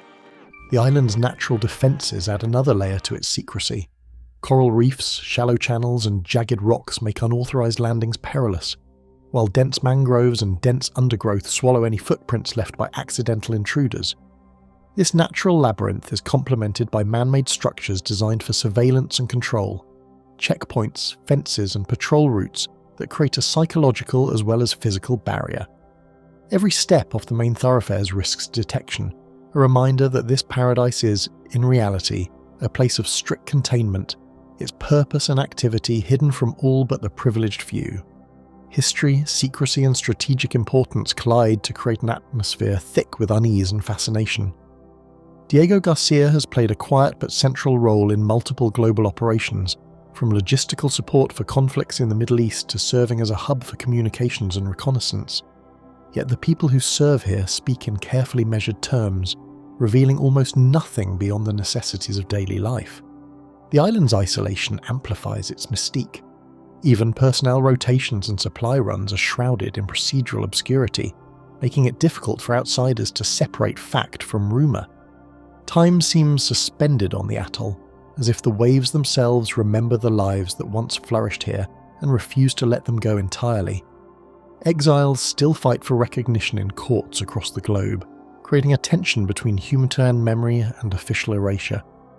Even decades later, photographs and maps show traces of the villages, faint shadows under the palms, outlines of roads that no longer carry cars. These remnants, barely perceptible yet indelible, contrast sharply with the military precision that dominates the present landscape, creating an uneasy coexistence of memory and modernity. Today, Diego Garcia exists under the constant influence of technology and surveillance. Drones patrol the skies, sensors monitor the beaches, and communications are tightly encrypted. The base functions as a node in a global network, sending and receiving intelligence across continents. Every container, every shipment, every rotation of aircraft is logged and verified, ensuring that the island remains a controlled environment in which secrecy is absolute. Even casual observation is discouraged. Fishermen or nearby islanders who venture too close are quickly intercepted, reinforcing the perception that Diego Garcia exists in its own temporal and spatial plane, separated from ordinary human activity. Nature itself has become part of the island's invisible shield. Coral and reef structures make navigation treacherous, while tides and currents obscure signs of passage. Storms and seasonal changes transform the atoll, erasing traces of human presence overnight and providing cover for operations that would otherwise be exposed. For scientists and ecologists who occasionally study the area under strict supervision, the ecosystem is both fragile and fiercely resilient, reflecting the duality of Diego Garcia, a place of beauty and danger, openness and secrecy. Even legal oversight and international law cannot penetrate its full mystery. Treaties and agreements allow limited access for certain nations, but even these are governed by opaque rules that shift with political tides. Court rulings regarding displaced populations or environmental concerns create fleeting windows of visibility, yet the core operations remain hidden. The atoll operates as both a military tool and a blank canvas of secrecy, a place where few can tread and even fewer understand the full scale of what occurs within its boundaries. Each shadowed corner of the island carries weighty significance, from hangars that shelter sensitive equipment to observation towers that scan every inch of land and sea. The very geometry of Diego Garcia communicates control and surveillance, a silent language that only those trained to read it can understand. The atoll exists as a living paradox, a tropical paradise open to the eye but closed to understanding, a place where the past has been erased and the present is guarded with meticulous care. Past the coral reefs, a hidden world continues to pulse in silence, known only to those who control it. Pine Gap, Australia. Signals hum invisibly across the barren desert surrounding Pine Gap, the joint US-Australian intelligence facility whose full purpose remains shrouded in secrecy. The red dust stretches in every direction, interrupted only by the occasional outcrop of rock, but the emptiness conceals more than it reveals.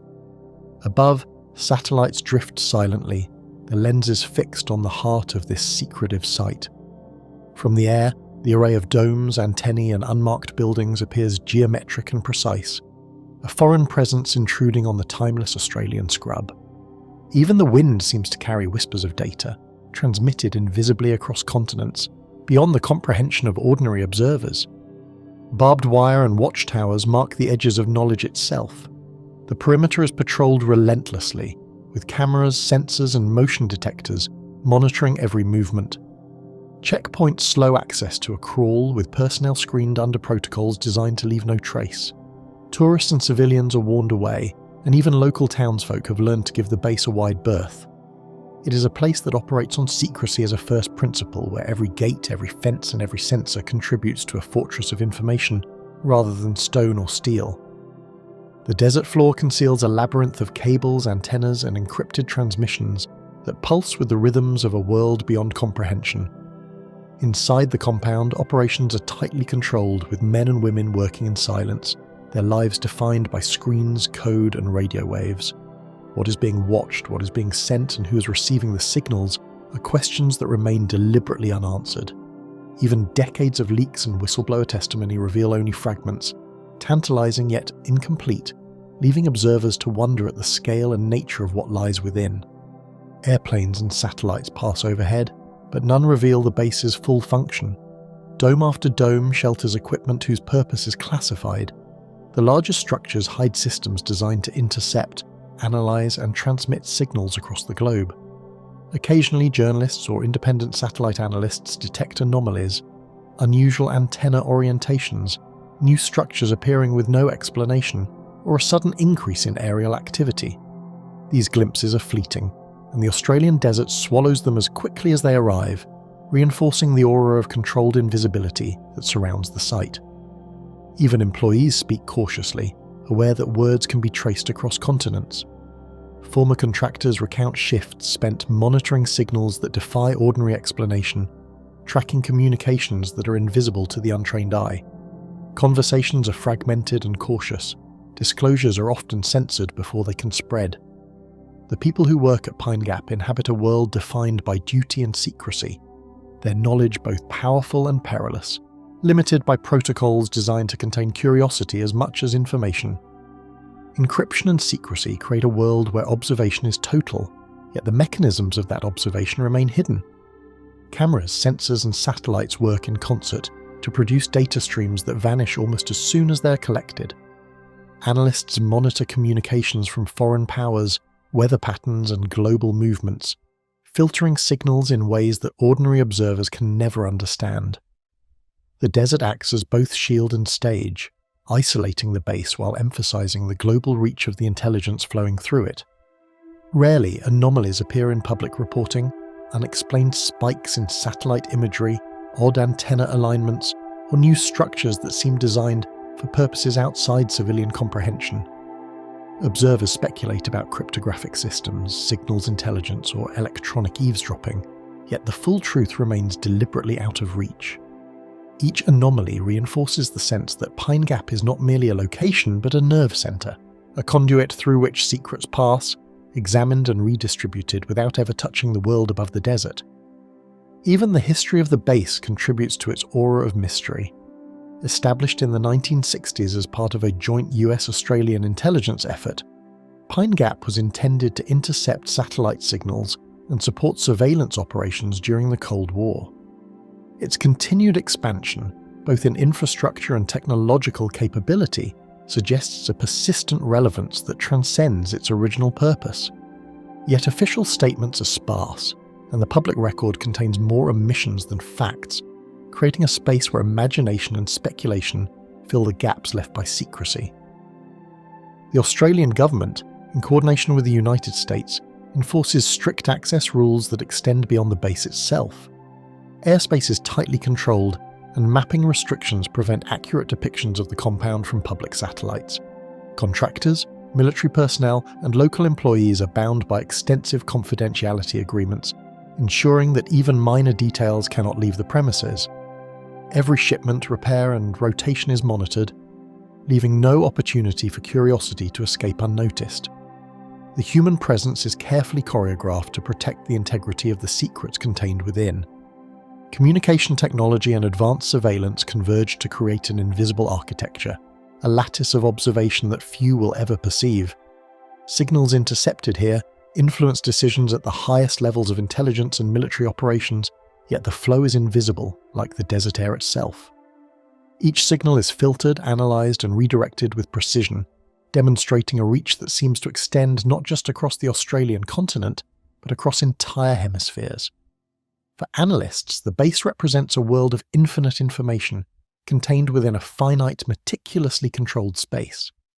Legends and speculation amplify the mystery surrounding Pine Gap. Stories of clandestine operations, monitoring of extraterrestrial signals, or manipulation of global communications circulate among enthusiasts and conspiracy theorists. Yet the line between truth and imagination is deliberately blurred. Even those with insider knowledge reveal only fragments, ensuring that curiosity becomes a part of the desert itself, a persistent, unresolvable tension between what is seen and what is hidden.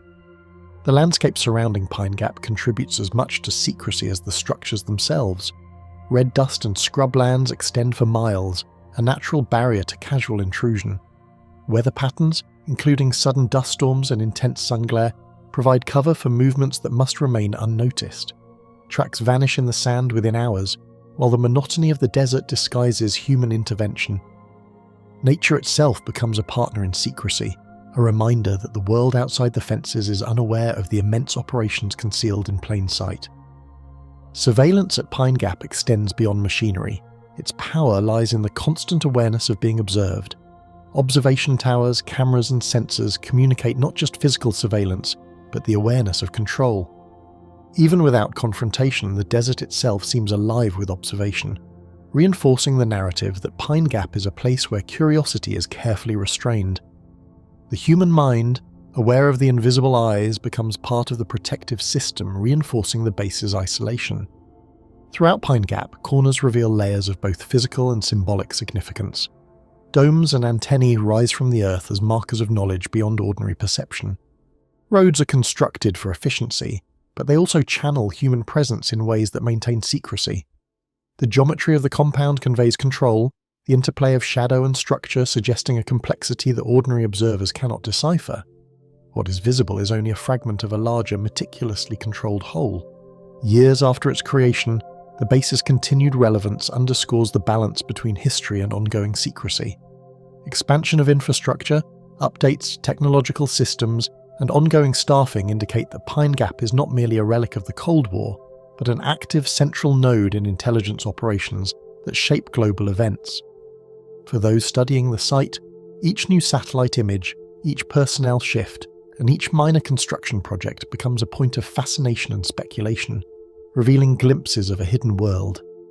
Shrouded by red dust and the hum of satellite signals, a network of secrets pulses quietly, its full scope invisible to all but those who navigate its corridors of information. Moscow, Metro 2, Russia.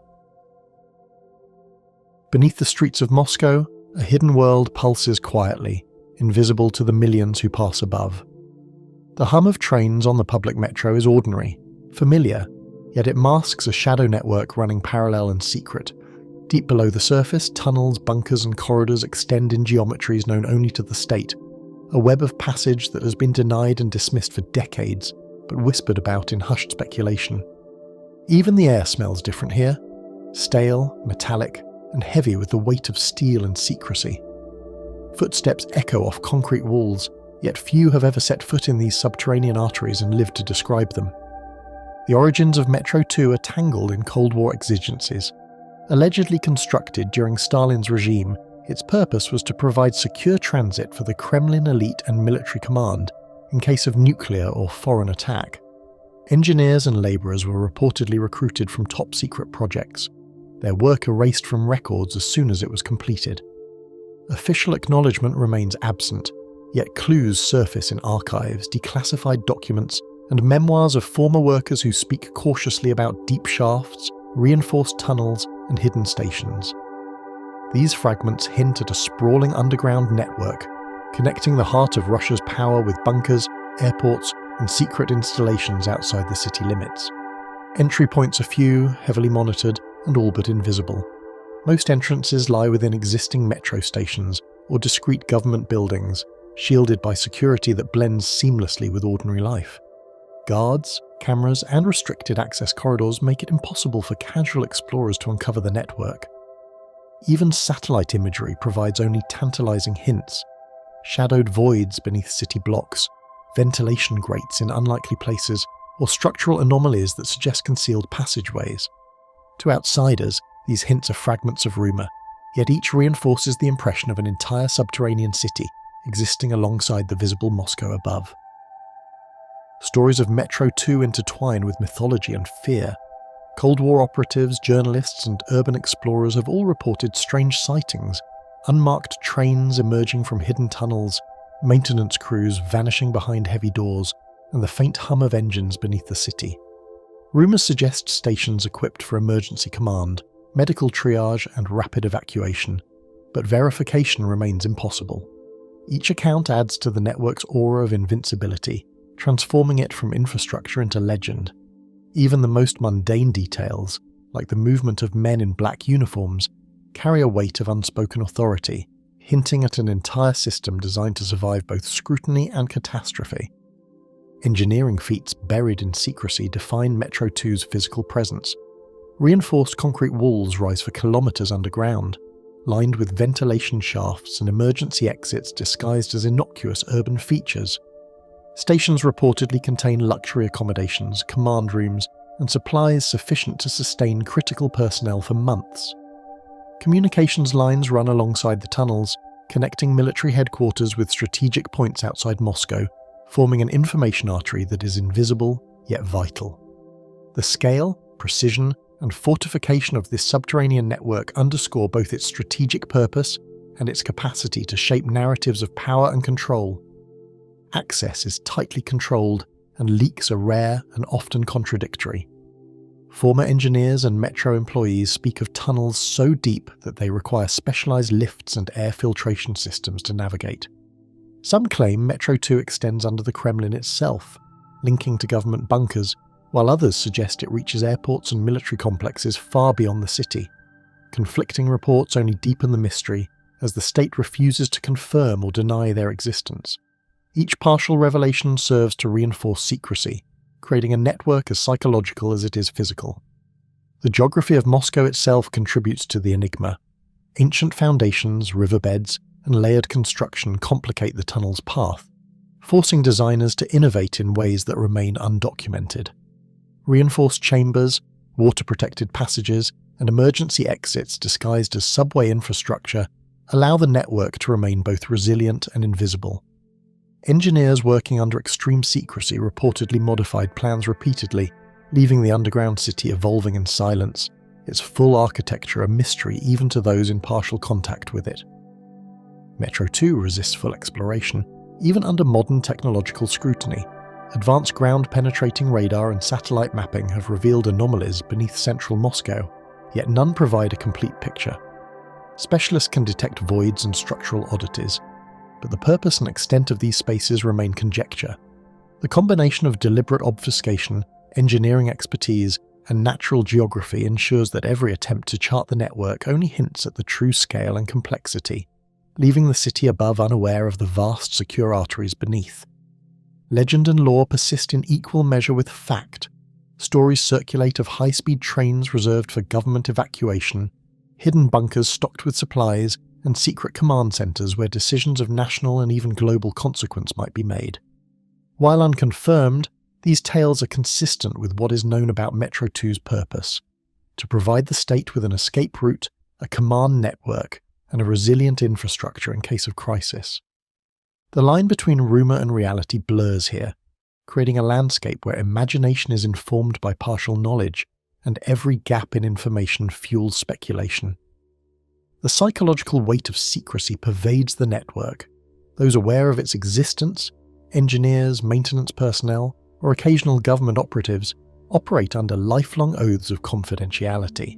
Access is compartmentalised, with workers often seeing only small portions of the tunnels relevant to their tasks. This controlled ignorance ensures that knowledge is fragmented and rumours multiply, sustaining the aura of invulnerability surrounding the network. Even urban legends of phantom trains or mysterious exits gain plausibility because so little can be confirmed, leaving both Moscow and the world above suspended between doubt and fear. Even the architecture of the tunnels reflects strategy and precaution. Reinforced ceilings, blast-proof doors, and concealed junctions allow movement without detection. Air filtration systems and redundant electrical lines make survival possible even under extreme conditions. Stations reportedly contain everything from medical facilities to storage depots, designed for operational continuity under prolonged isolation. The engineering sophistication, combined with strict compartmentalization, ensures Metro 2 remains impervious to intrusion or casual knowledge. Time seems to have little meaning in the underground network. While the city above continues in its rhythms of traffic, commerce, and bureaucracy, Metro 2 exists in a parallel temporal space. Maintenance schedules, security rotations, and operational protocols dictate activity, creating a sense of suspended continuity. Even decades-old sections of tunnels remain functional, maintained in silence and secrecy, a testament to both engineering prowess and the state's determination to safeguard its hidden arteries. The human element amplifies the network's mystique. Personnel trained for Metro 2's operations move with precision and awareness of unseen watchers. Former employees describe a culture of discretion, where speaking about the tunnels even in casual conversation is dangerous. Knowledge becomes a currency as valuable as the infrastructure itself, and silence is enforced as strictly as any physical barrier. This psychological architecture mirrors the concrete one above, reinforcing both mystery and control in equal measure. Though constructed decades ago, Metro 2 continues to inspire speculation, analysis, and fascination. Satellite imagery, declassified reports, and fragmentary testimonies hint at expansion, modernization, and sustained strategic importance. Yet the full scope of the network remains beyond reach, its corridors, chambers, and junctions preserved under a veil of denial and strategic ambiguity. The city above proceeds unaware of the arteries pulsing beneath its foundations, unaware of the layers of security, technology, and human vigilance that define Metro 2. Concealed below the hum of daily life, a secret metropolis endures, hidden from sight yet alive with purpose, its full breadth known to almost no one. Dulce Base, New Mexico. A remote mesa, high in the Jemez Mountains, emerges from the desert floor, its scrub-covered slopes and jagged rocks masking what many claim is one of the nation's most secretive installations. Officially, the area is largely unremarkable, a quiet stretch of forest within national forest lands, but rumours persist of subterranean complexes buried beneath its surface, where experiments and operations unfold beyond public scrutiny.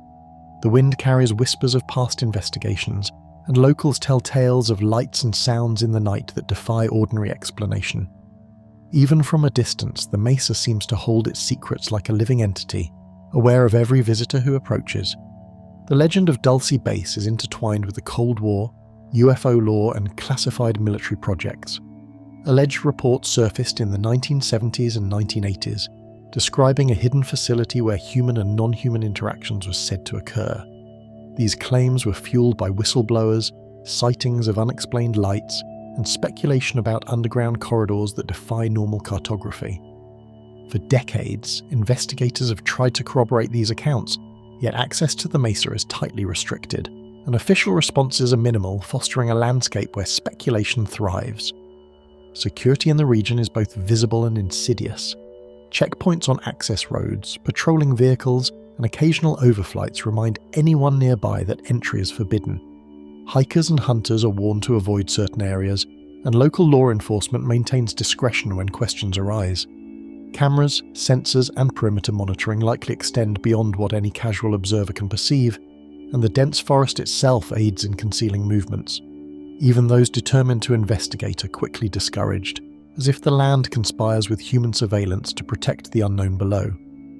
According to reports, a vast network of tunnels and chambers lies hidden beneath the surface, stretching for miles.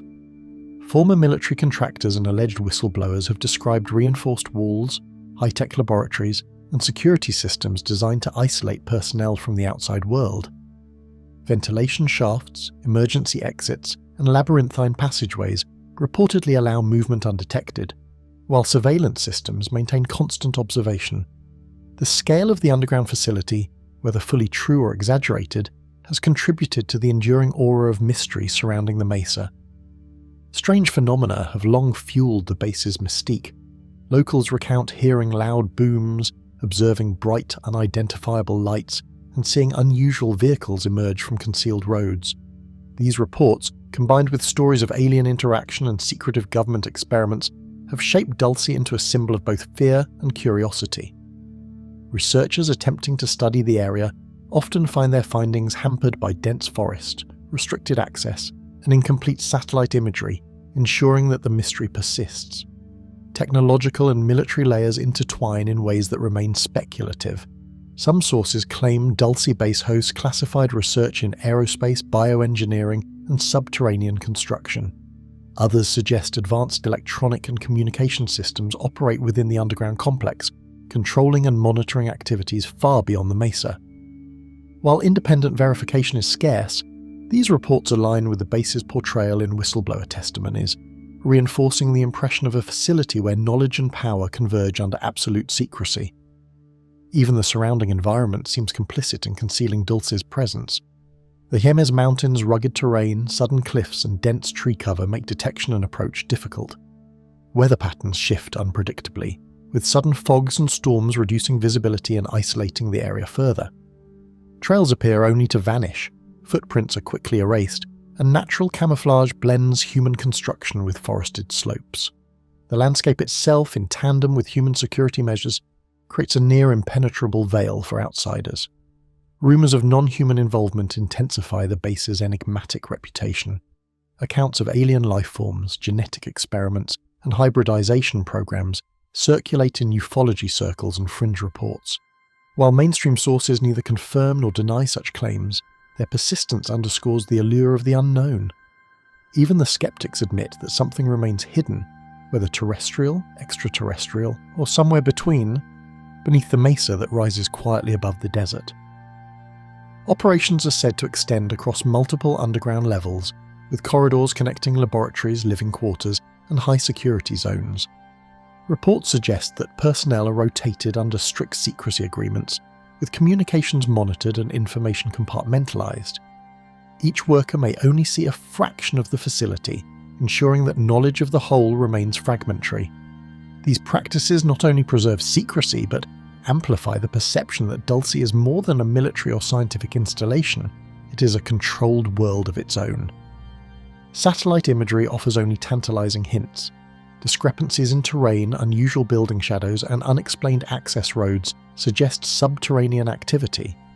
Analysts studying the area note anomalies that correspond with alleged whistleblower accounts, yet definitive evidence remains elusive. The combination of dense tree cover, topographical challenges, and deliberate concealment ensures that every attempt to map Dulce is incomplete, leaving observers to rely on fragmentary information, rumour, and deduction. The psychological impact of such secrecy is profound. Fear, curiosity, and awe converge among locals, journalists, and conspiracy researchers alike. Even casual stories of military patrols, sudden evacuations, or strange lights reinforce the sense that Dulce Base is a locus of controlled knowledge, operating outside ordinary understanding. Each unexplained sighting, each anonymous account, builds a narrative of hidden power and unseen forces, layering human perception atop the facility's engineered concealment. Few photographs or confirmed descriptions of the interior exist, even after decades of attention. Security protocols, high-level clearances, and compartmentalization have ensured that public understanding is limited to what leaks or whistleblowers permit. Even reports of emergency drills, unusual deliveries, or vehicle movement remain shrouded in vagueness, contributing to the sense that the base operates under a separate set of rules, invisible to the outside world. Over the years, Dulce has become a symbol as much as a facility. Its image is tied to the broader mythology of government secrecy, clandestine science, and alien contact. For those who study it, the mesa represents the tension between known and unknown, visible and hidden, real and imagined. Even in the absence of concrete proof, the collective fascination fuels both speculation and myth, sustaining the base's aura of mystery for generations. The convergence of technology, secrecy, and landscape makes Dulce Base uniquely enigmatic. Surveillance, underground construction, and controlled access coexist with natural concealment, creating a multi-dimensional barrier that challenges understanding. The desert and forest act as allies to human measures, while shadows, sounds, and glimpses of light hint at activity beneath, teasing the imagination with the possibility of worlds hidden entirely from ordinary perception. New sightings and reports continue into modern times. Unmarked vehicles at odd hours, maintenance crews operating with clear intent, and sudden power fluctuations in unmapped facilities.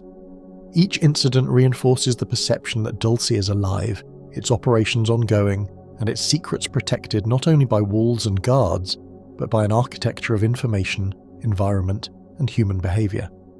In the depths of the Jemez Mountains, where shadows and secrecy converge, something remains active, hidden, and carefully controlled, defying full understanding. Prypiat Exclusion Zone, Ukraine. A ghostly silence hangs over Prypiat, a city abandoned almost entirely overnight, its streets frozen in time as nature slowly reclaims what humanity left behind. Rusting playgrounds, crumbling apartment blocks, and shuttered storefronts mark a once thriving settlement rendered uninhabitable by catastrophe. Guards patrol the perimeter of the exclusion zone, their presence a reminder that entry is restricted and danger persists. Radiation lingers in invisible waves, a subtle, constant reminder that this landscape is not merely forsaken but forbidden, a place where human life cannot return. The city's abandonment followed the explosion at the Chernobyl nuclear power plant, a disaster that released a massive cloud of radioactive material across northern Ukraine and southern Belarus. Prypiat, built to house the plant's workers, was evacuated in haste, its population sent into exile while authorities sealed the zone. Despite decades passing, the city has never been fully reopened, with official access limited to scientists, authorized personnel, and carefully managed tours. The abruptness of the evacuation, coupled with the city's intact structures, creates an eerie tableau of life abruptly halted. Access is controlled by checkpoints, radiation monitoring stations, and armed patrols, ensuring that only those with clearance can enter. Unauthorized entry carries both legal consequences and the very real threat of contamination. Within the zone, paths are marked with warning signs, and radiation meters click and whir, monitoring the invisible hazards that ordinary eyes cannot perceive. Even scientists moving through the area take precautions, Geiger counters, protective suits, and controlled exposure, to navigate safely in an environment that hides lethal danger beneath the veneer of abandoned normality. Nature has steadily encroached on the city, transforming streets into corridors of wild growth. Trees push through apartment floors, grass carpets cracked plazas, and wildlife roams where humans once walked. Wolves, wild horses, and deer traverse spaces that feel almost post-apocalyptic, yet the ecosystem's resurgence is both a marvel and a silent witness to human absence. The juxtaposition of human-made structures and untamed wilderness amplifies the zone's surreal atmosphere, creating a place that is both scientifically significant and hauntingly poetic. Unexplained phenomena and anomalies are frequently reported by those who venture into or study the exclusion zone. Lights flickering in abandoned buildings, odd sounds carried on the wind, and sudden temperature drops contribute to a sense of otherworldliness. Some accounts, often dismissed as exaggeration, hint at strange behaviour by animals or patterns in radiation levels that defy conventional explanation. While the vast majority of research focuses on environmental recovery and radiation mapping, these oddities feed the ongoing mystique surrounding Prypiat. Subterranean bunkers and facilities lie within the zone, designed to provide emergency containment and monitoring in the wake of the disaster. These spaces, heavily guarded and rarely entered, hold equipment, records and materials that may shed light on the plant's operations, disaster response, and post-accident management. Even declassified documents reveal only fragments of the intricate systems established to control access and maintain oversight of the radioactive territory, leaving much of the underground network shrouded in secrecy. Human activity within the zone is highly regulated. Scientists conduct studies on flora, fauna, and radioactive decay, using strict protocols to minimize exposure. Tours operate under rigid schedules, paths, and safety requirements. Unauthorized intruders, often labelled stalkers, navigate the abandoned city at great personal risk, drawn by curiosity, thrill-seeking, or legend. Each visit, sanctioned or illicit, reinforces the perception that Prypiat is a liminal space, simultaneously a laboratory, a memorial, and a cautionary landscape. The architectural remains tell their own stories. Apartment blocks stand as hollow shells, their interiors marked with the remnants of daily life. Toys, furniture, books frozen in time. Schools display blackboards still etched with lessons, and cafes hold rusted utensils and shattered windows.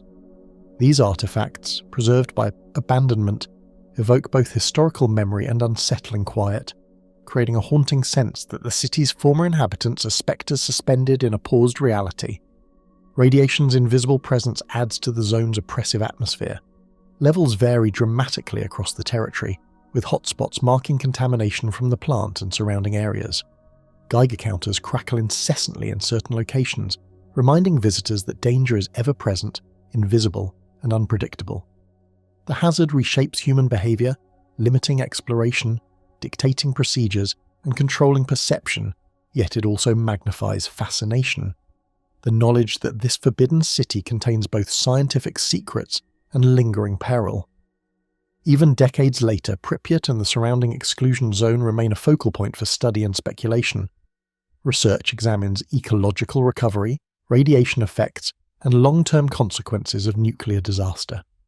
Yet, despite comprehensive monitoring, much of the zone's behaviour remains unpredictable, its wildlife adapting in ways that confound scientists, and structures continue to decay in patterns that seem almost alive. The zone exists as a paradox, a controlled area, yet one in which nature asserts unpredictable influence. The psychological impact of Prypiat is profound. Walking through the abandoned streets evokes a sense of both awe and unease, as though the city itself remembers the lives it once held. Photographs, films, and first-hand accounts capture desolation but cannot replicate the tension felt when shadows move in empty corridors or wind stirs rusted shutters. Memory, absence, and risk converge, making the exclusion zone a place where the human imagination confronts both history and the unseen forces of the natural world. Restrictions have done little to stop legends and rumours, and may have only strengthened them. Tales of secret government studies, hidden radioactive caches, or even paranormal activity circulate among visitors and conspiracy enthusiasts. While most claims remain unverified, they add to the zone's layered identity as both a scientific preserve and a locus of mystery. The mixture of fact, myth, and controlled access ensures that Prypiat continues to captivate imaginations far beyond Ukraine's borders. Aerial perspectives offered by drones, satellites, and sensors hint at the zone's shape, but not its lived experience. Each angle, shadow, and structural anomaly hints at unseen activity below the surface, whether related to environmental management, security, or abandoned infrastructure. The combination of visible decay and hidden operations reinforces the sense that the city is a living paradox, abandoned yet controlled, open to observation yet impenetrable. In spite of the world's progress, the exclusion zone endures. Forests reclaim streets, animals roam freely, and buildings crumble slowly under the weight of time. Yet, guards, researchers, and environmental monitors maintain a continuous presence, ensuring that the space remains both protected and forbidden. Prypiat's desolation, its historical weight, and its ongoing management combined to create one of the most enigmatic landscapes on Earth. A city trapped between past disaster and present surveillance. And within the silent streets and overgrown buildings of Prypiat, a controlled world persists, suspended between human absence and ongoing vigilance, where time, memory, and secrecy intertwine. RAF Menwith Hill, England. RAF. Menwith Hill is one of the most secretive intelligence bases in the world, its domes and antennas guarding operations that few outside its walls can comprehend. Official statements are scarce, and its true functions are largely classified, but analysts and investigative reports point to a sprawling network of global surveillance and signals intelligence. The facility intercepts communications from across continents, processing information that influences diplomacy, security, and international relations, all while maintaining an impenetrable layer of secrecy. For the ordinary observer, it is impossible to fully grasp the scope or the significance of what occurs behind its white domes. A joint project between the United States and the United Kingdom, Menwith Hill has its roots in the Cold War, when intelligence gathering became a global priority. The base began as a communications monitoring station, but over the decades it expanded, incorporating sophisticated technologies capable of intercepting electronic signals from miles away. Its evolution mirrors the development of modern espionage, where data flows invisibly yet decisively shape world events. Despite declassifications and occasional official admissions, much of the base's history remains shrouded in deliberate opacity. Access to the facility is extraordinarily limited. Security perimeters stretch across miles, reinforced with motion sensors, cameras, and armed personnel who patrol with unpredictable timing. Airspace restrictions prevent unauthorized flights, while satellite monitoring is complicated by both terrain and counter-surveillance measures. Even visitors on public roads nearby report sudden diversions and checkpoints, a constant reminder that the site exists on a different plane of oversight. Every approach, every glimpse, is met with calculated control, leaving little room for casual observation. The white geodesic domes that dominate the landscape are called radomes, and they conceal a complex array of antennas used to intercept and analyze electronic communications. Their uniform surfaces prevent outsiders from determining what lies inside, but their size and placement hint at capabilities that far exceed conventional understanding. Analysts believe the facility contributes to monitoring global military activity, diplomatic communications, and potentially private data streams, though the precise scope remains undisclosed. The domes themselves have become symbols of Menwith Hill's unyielding secrecy. Throughout its existence, the base has been a magnet for speculation. Journalists, researchers, and former employees have suggested connections to satellite intelligence, cryptographic decryption, and electronic warfare programs. Some accounts hint at involvement in monitoring international cyber activity or high-level diplomatic negotiations. While government statements confirm only general surveillance functions, the combination of public sightings, partial leaks, and investigative reporting fuels a persistent aura of mystery, as though the facility exists simultaneously in the realm of fact and rumour. Personnel at Menwith Hill operate under strict confidentiality agreements. Movement within the base is carefully compartmentalised, ensuring that sensitive operations remain hidden even from staff working elsewhere on the grounds. Contractors, military personnel, and analysts rotate through positions, and communications within the facility are tightly controlled. Outside, locals rarely discuss the base openly, and even casual mention carries an unspoken warning. The culture of secrecy extends beyond the gates, shaping both the internal environment and the perception of the surrounding countryside. Technological expansion at Menwith Hill is ongoing. Satellite images reveal new antennas, expanded radomes, and infrastructure upgrades, suggesting that the site continuously evolves. While observers can track construction or patterns of activity, the purpose of many developments remains classified. The combination of visible progress and concealed function reinforces the impression that the facility operates at the cutting edge of intelligence gathering, a node in a global network whose full reach is unknowable. The very terrain encircling the base reinforces the sense of mystery it projects. Rolling hills and forests create natural buffers, isolating the site from towns and public access. Roads meander around the perimeter, and observation from outside is limited by both geography and security. Wildlife moves freely, indifferent to the human activity contained within the fences, emphasizing a dichotomy between ordinary life and the extraordinary operations concealed beyond the gates. This tension between openness and control underlines the base's enigmatic character. Accounts from whistleblowers and investigative journalists provide fragments of insight. Some describe Menwith Hill's role in signals intelligence collection, satellite coordination, and support of global monitoring programs. Others suggest more speculative operations, including surveillance of high-level communications or electronic interception for strategic advantage. While these accounts vary in credibility, they highlight the persistent uncertainty surrounding the facility, a place where partial transparency and secrecy coexist uneasily. The radomes are at once familiar and alien. Their smooth, gleaming surfaces betray nothing, yet each houses arrays capable of intercepting signals invisible to ordinary instruments. Observers on the ground can see the structures, but they cannot see the purpose, the methods, or the results of the data captured. The domes embody the tension that defines Menwith Hill. Visible, yet impenetrable. Massive, yet unknowable. Powerful, yet silent. Satellite imagery has occasionally revealed unusual activity patterns, temporary structures, clusters of vehicles, and tents appearing and disappearing within days, suggesting exercises or equipment tests that are never publicly explained.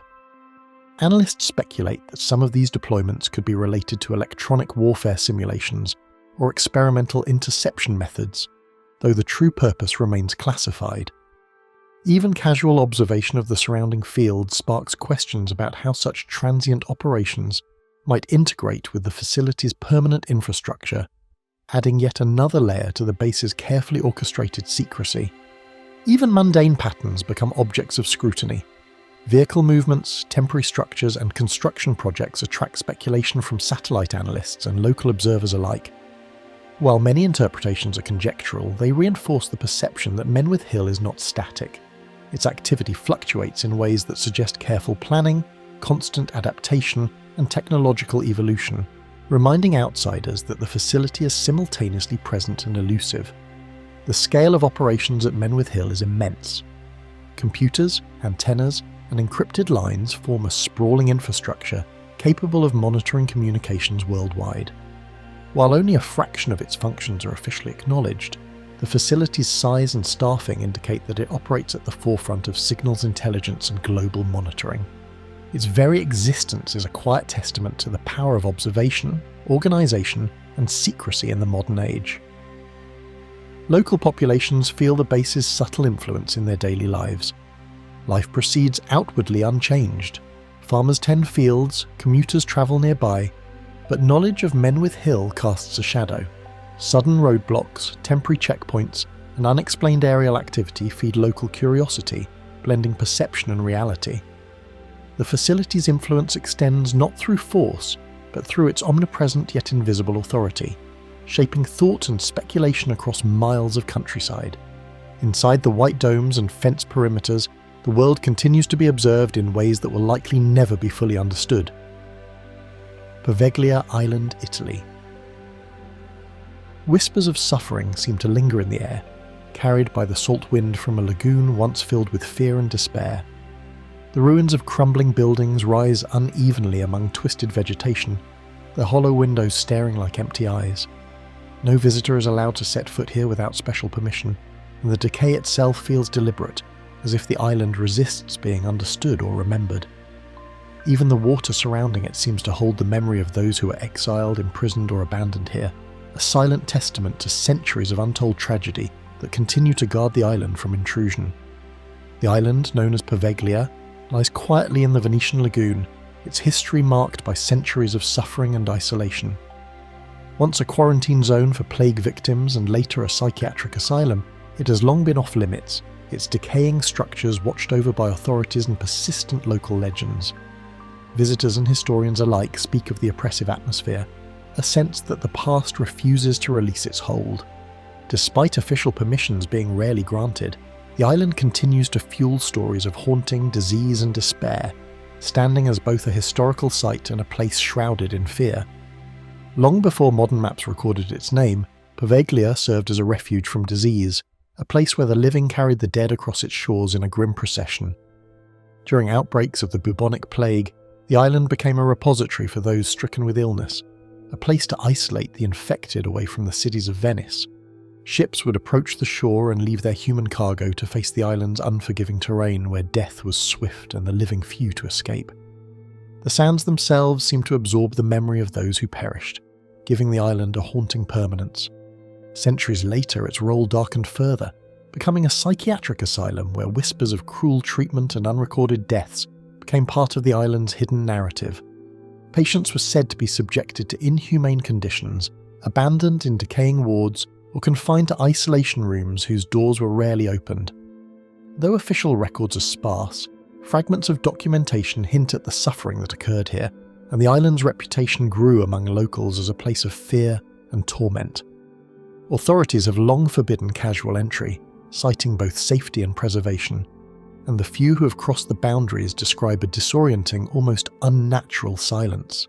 The air feels heavy, and footsteps echo unnaturally against cracked stone floors and moss-covered pathways. Even the birds seem hesitant to linger, their movements cautious in an environment that has long been abandoned by human life. The fences and patrols serve not only to protect the fragile ruins, but also to keep the island's dark history from casual observation.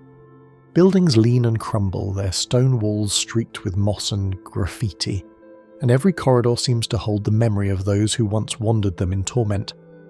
Wooden doors hang from rusted hinges, corridors twist in ways that seem designed to confuse, and staircases lead to collapsed floors.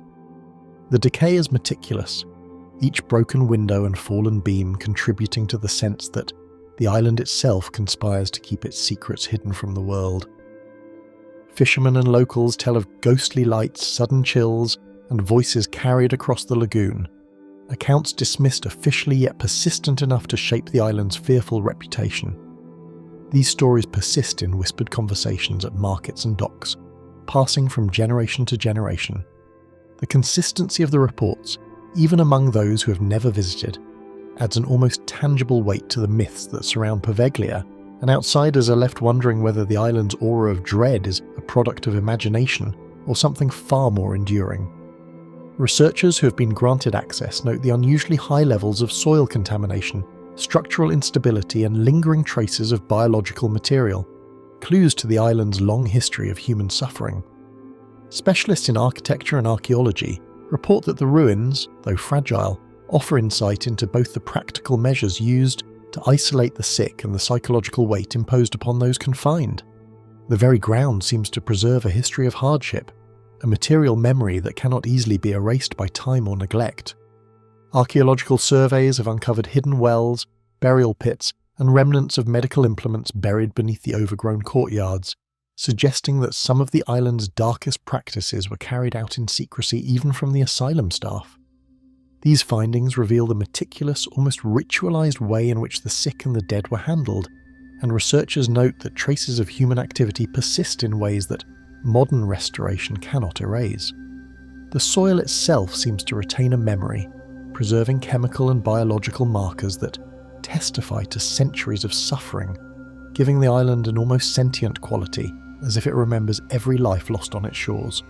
Even those who approach the island under supervision report a pervasive sense of unease, a weight in the air that seems to resist rational explanation and defies the mind's attempt to measure it. Medical professionals, historians and journalists alike describe headaches, dizziness, or an inexplicable apprehension while on the island. The phenomenon has not been scientifically explained, yet the consistency of reports reinforces the idea that Poveglia exerts a subtle but undeniable influence over those who cross its shores. Over the centuries, Venice and later Italian authorities maintained a watchful presence, reinforcing the isolation with patrols and legal restrictions, ensuring that Poveglia remained a place removed from ordinary life. Any effort to explore the island required permits rarely granted, and even sanctioned researchers were constantly reminded of the fragile balance between historical documentation and the potential hazards of venturing too far into abandoned structures. The official oversight, combined with the island's inaccessible geography, ensures that few can witness the full extent of its decay.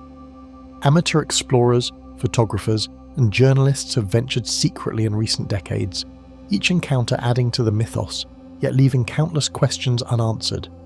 Satellite imagery occasionally reveals collapsed roofs or overgrown courtyards, yet what lies inside the crumbling wards, basements and attics remains largely speculative. Even modern technology has limitations here. The island seems to resist clarity, hiding details behind walls, vegetation, and the weight of history itself. The weight of centuries of tragedy, both recorded and forgotten, coupled with its forbidding presence, elevates the island beyond a mere historical site to a repository of collective fear and memory. Poveglia is not merely a place, it is a symbol of isolation, suffering, and the extremes of human control over life and death. Each ruined structure, each shadowed corridor, carries with it echoes of voices long silenced, creating a tension between historical reality and the legends that refuse to fade. Overgrown paths and shattered walls conceal Poveglia's secrets, silent yet insistent, as if the anguish of its past refuses to fade. Cheyenne Mountain Complex, USA. Cheyenne Mountain Complex, nestled near Colorado Springs, was conceived during the height of the Cold War, a fortress designed to withstand nuclear attack while coordinating the United States' most critical defense operations. The decision to build deep within solid granite came after careful study of strategic vulnerabilities, creating a command center that could remain functional even in the most extreme circumstances. Early plans envisioned vast chambers, reinforced tunnels and living quarters for hundreds of personnel, a subterranean city hidden from view yet capable of orchestrating national security on an unprecedented scale. From the outset, secrecy was paramount, and the complex quickly became emblematic of a military world shrouded in public knowledge. Digging into the mountain necessitated innovations that could not be disclosed. Workers drilled and blasted through solid granite under tight security, often unaware of the full extent of what they were building. Steel blast doors, thick concrete walls, and multiple layers of tunnels were designed to absorb shock and resist intrusion. Every corridor had a purpose, every chamber a contingency, and engineers devised living and operational spaces that allowed the facility to function autonomously for months at a time. Only a select few were permitted to know the layout in its entirety, and photographs of the interior were strictly prohibited. Inside, life balanced routine and vigilance. Dormitories, dining areas, gyms, and medical facilities allowed personnel to remain underground for extended deployments, while command centers buzzed with continuous monitoring of airspace, missile trajectories, and communications. Operators moved in shifts, their attention divided between screens tracking satellites, radar blips, and alerts from distant monitoring stations. The work was meticulous, demanding acute awareness of both technical systems and the unpredictable human variables involved in decision-making at a national scale. Security at Cheyenne Mountain is unparalleled. Motion detectors, seismic sensors, reinforced doors, and biometric access control protect every tunnel and chamber. Military police patrol both interior corridors and the surrounding terrain, while restricted airspace prevents unauthorized aircraft from approaching. Electronic countermeasures shield communications, and layers of redundancy ensure that a single failure cannot compromise the entire complex. Even contractors and high-ranking officers must submit to background checks and continuous vetting, and temporary badges are tracked with precise timestamps, leaving no room for human error. From the start, Cheyenne Mountain's significance in operations was unmistakable. As a hub for the North American Aerospace Defense Command, NORAD, it coordinated air defense against potential Soviet attacks, monitored missile launches worldwide, and integrated early warning satellite systems. Its communication networks are linked to other command centers and radar installations across the continent, forming a vast web of situational awareness. The complex's ability to consolidate data, analyze threats, and relay decisions in real time was unparalleled, making it central to continental defense strategies. The Cold War cast a shadow over every decision. Officials worried not only about direct attacks, but also about the psychological impact of secrecy and contingency planning. Mock drills simulated nuclear strikes, electronic blackouts, and mass evacuations, testing both technology and personnel under extreme pressure. Rumours circulated outside the mountain of hidden laboratories, doomsday protocols, and underground missile silos, contributing to a persistent aura of myth that sometimes eclipsed reality. Yet the complex was always a practical tool, designed to ensure continuity of command and survival of critical information. Technological development progressed in tandem with strategic planning. Early radar systems gave way to digital monitoring networks, and analog plotting boards were replaced with sophisticated satellite data integration. Modern communications allow the complex to interact with global defense and intelligence systems instantaneously, ensuring that no threat goes undetected. Yet, for all its advanced systems, the human element remains crucial. Trained personnel interpret anomalies, assess risks, and execute decisions that automated processes alone could never handle. Even the architecture reflects careful thought. Chambers are carved with reinforced arches, blast-resistant doors, and ventilation systems capable of filtering radioactive and chemical contaminants. Redundant power lines and water supply tunnels ensure survival during extended crises. Elevators and tunnels connect living areas, operations centers, and storage facilities, while specialized rooms house secure communications, code-breaking equipment, and emergency command stations. Every feature is engineered to be functional, resilient, and concealed, a combination that renders the mountain simultaneously invisible and indispensable. The human dimension inside Cheyenne Mountain is as compelling as its technology. Former personnel describe a blend of high tension and mundane routine, where every decision can carry weight, yet daily life continues in dormitories, cafeterias, and recreational areas. Long-term deployments foster a sense of isolation from the outside world, but also a unique camaraderie, as each individual becomes part of a network that monitors, analyzes, and safeguards lives beyond their immediate perception.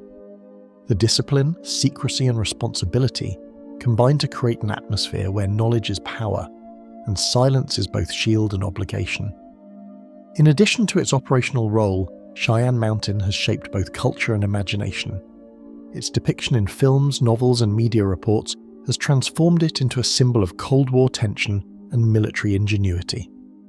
Popular fascination often mingles with fact, blending true technological sophistication with imagined underground bunkers, hidden armaments, and secret protocols. While much is speculative, the persistent rumours underscore the complex's impact. It is not only a military installation, but a monument to secrecy, vigilance, and the lengths humans will go to preserve knowledge and control. Current operations are evolving in response to new challenges. Though the threat of nuclear confrontation has changed since the Cold War, Cheyenne Mountain remains active, coordinating aerospace defense, monitoring missile activity, and supporting emergency management functions. Satellite imagery and declassified reports reveal expansions, upgraded communication arrays, and new security measures, hinting that the facility has adapted to the 21st century landscape of cyber warfare, satellite reconnaissance, and rapid response strategy. Its operational depth remains unmatched, and its presence is a quiet guardian over a world unaware of its constant surveillance. Ultimately, Cheyenne Mountain Complex illustrates the interplay between visibility and concealment, technology and human vigilance, myth and fact. Its labyrinthine tunnels, secure command centers, and autonomous systems represent decades of planning to protect a nation against threats, both real and imagined. Its presence reminds observers that some of the most critical operations shaping global security occur hidden beneath ordinary landscapes, where the surface suggests nothing of the monumental work beneath. Enveloped by granite and steel, the mountain hums silently, a sentinel whose scope extends beyond sight, guarding secrets that may never be fully revealed. Lascaux Cave, France. For decades, the entrances to Lascaux Cave have remained sealed to the public, a repository of human creativity locked away beneath the Dordogne countryside. Armed gates, controlled air systems, and strict preservation protocols protect the Paleolithic paintings within, guarding them from the casual touch, the warmth of breath, and the slightest shift in humidity that could threaten centuries of delicate art. Scientists and conservators enter only under strict conditions, their movements monitored, their equipment carefully chosen to avoid contamination. Outside, the world knows the cave exists, yet almost nothing of its interior can be seen firsthand, giving rise to speculation, awe, and questions that may never be fully answered. The cave first emerged from obscurity in 1940, when 4 teenagers chasing their dogs stumbled across a hidden opening in the cliffs of Montignac. Their initial exploration revealed walls teeming with images: bison, horses, stags, and mammoths frozen in dynamic poses, each figure rendered in shades of ochre, red, black, and brown. The skill and imagination on display immediately captured the attention of archaeologists and art historians, who marvelled at the sophistication of humans who lived thousands of years earlier. The paintings were not merely decorative, they carried symbolic weight, hints of rituals, hunting strategies, or perhaps early spiritual beliefs, though the precise meaning remains elusive. Within the cave, spatial design and artistry demonstrate remarkable intentionality.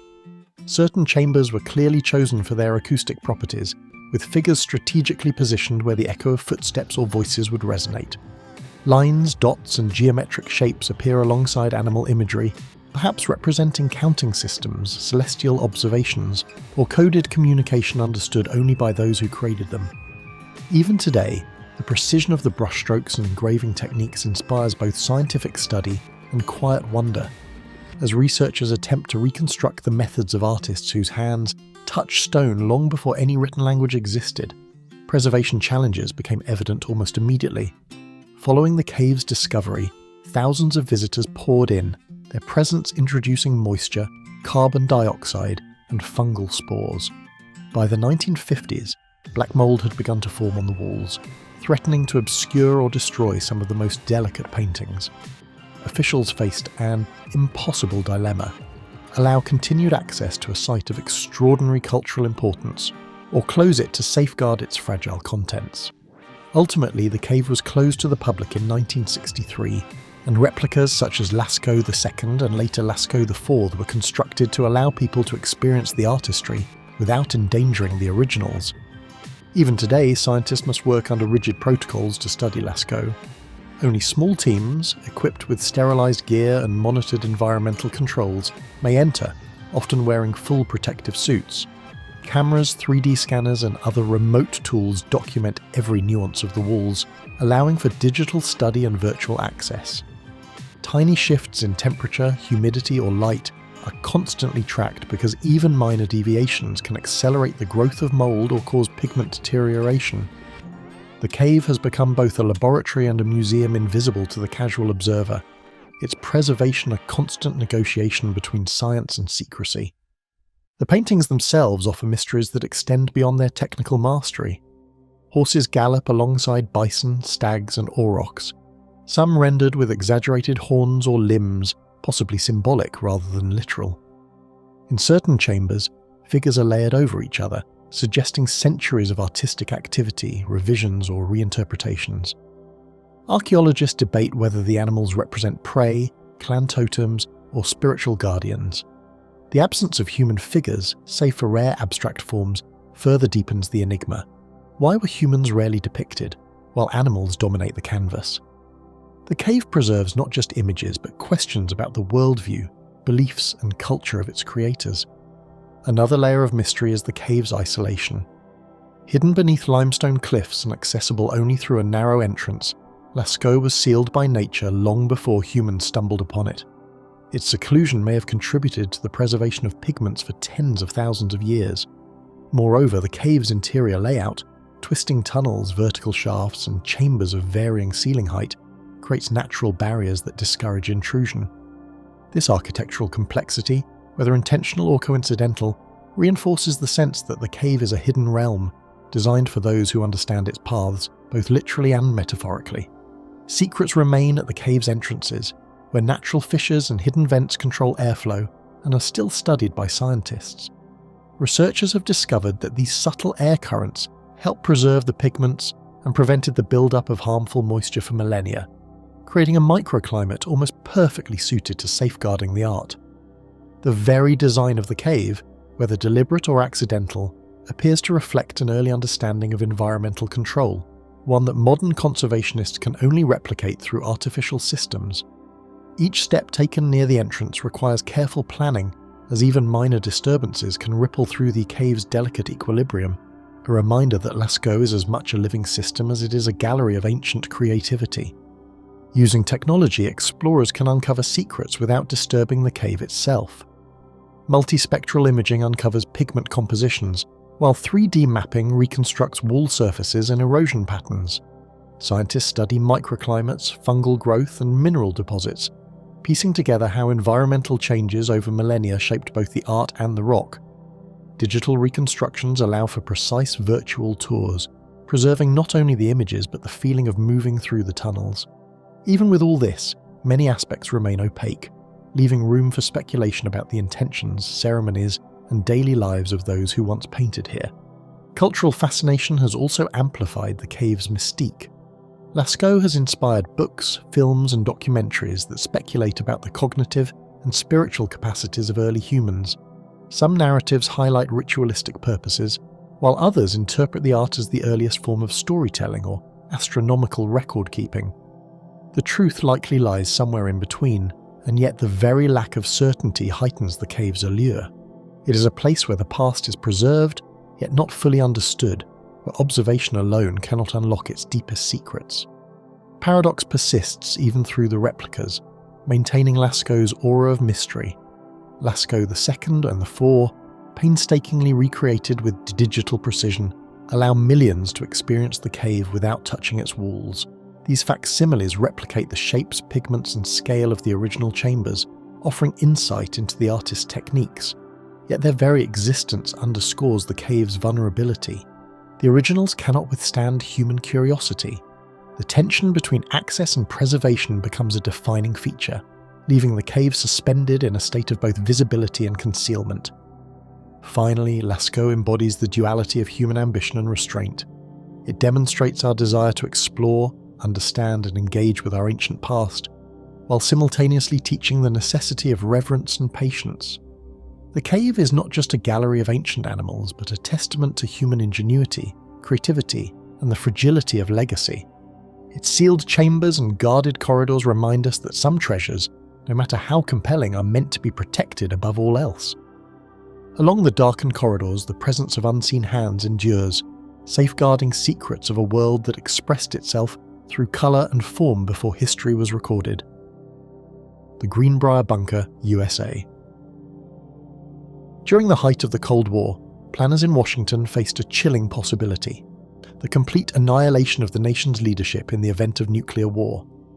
To counter that nightmare, a covert plan emerged to conceal a fully operational government command centre in one of the most unlikely places imaginable. The chosen site was the Greenbrier Resort in White Sulphur Springs, West Virginia, an elegant retreat far removed from military landscapes. Its location offered both strategic remoteness and plausible deniability, an ideal setting for a structure never meant to be seen or spoken of. The idea was simple in theory but staggering in scale: a secret refuge where the legislative branch could continue its duties even as the outside world succumbed to chaos. Deep inside the Appalachian Hills, engineers carved miles of reinforced tunnels and chambers into solid rock, hidden directly beneath the hotel's West Virginia wing. The project, known publicly as an addition to the resort's conference center, was built between 1958 and 1961 under the codenames Project Greek Island and Project X. Behind the cover of civilian contractors, the US Army Corps of Engineers oversaw the construction in partnership with the Greenbrier's management, ensuring every trace of the operation blended into ordinary resort expansion. The facility spanned over 112,000 square feet, containing dormitories, briefing rooms, medical wards, and even a broadcasting studio linked to national emergency communication networks. Its walls were lined with steel and concrete nearly 2 feet thick, and its massive blast doors, each weighing more than 20 tons, could seal the bunker within seconds. Only a select few held the knowledge, keys and codes to traverse the bunker's labyrinth, and even fewer understood the scope of its mission. The secrecy was so tightly controlled that the resort's own staff remained unaware of what lay beneath their feet. Those who did know were assigned undercover as employees of a fictitious company called Forsyth Associates, responsible for maintaining audiovisual equipment. Their true work involved monitoring environmental controls, maintaining communication circuits, and testing life support systems designed to sustain hundreds of congressional members and staff. Security clearances were renewed constantly, and personnel were rotated to avoid suspicion. To the guests enjoying the luxury above, the hum of generators and the faint vibration of air compressors were dismissed as signs of hotel maintenance. not evidence of a government sanctuary hidden in plain sight. Above the resort's gilded halls, everyday life continued without a hint of the vast facility below. Guests danced, dined, and played golf, never suspecting that an entire government sanctuary lay hidden beneath their shoes. Deliveries of supplies, fuel, and communications hardware were disguised as routine maintenance for the hotel. Even the air vents and exhaust systems were camouflaged in nearby hillsides, merging seamlessly with the natural terrain. The hotel management maintained strict discretion. Only a handful of executives were read into the project, all sworn to absolute secrecy under penalty of federal law. Even decades later, employees who had unknowingly worked on one of America's most critical Cold War secrets would recall how effortlessly the illusion of normalcy was sustained. Designed to ensure the continuity of government, the bunker could operate independently for weeks at a time without external aid. Within its walls were enough provisions, air filtration systems, and medical resources to sustain more than 1,000 people.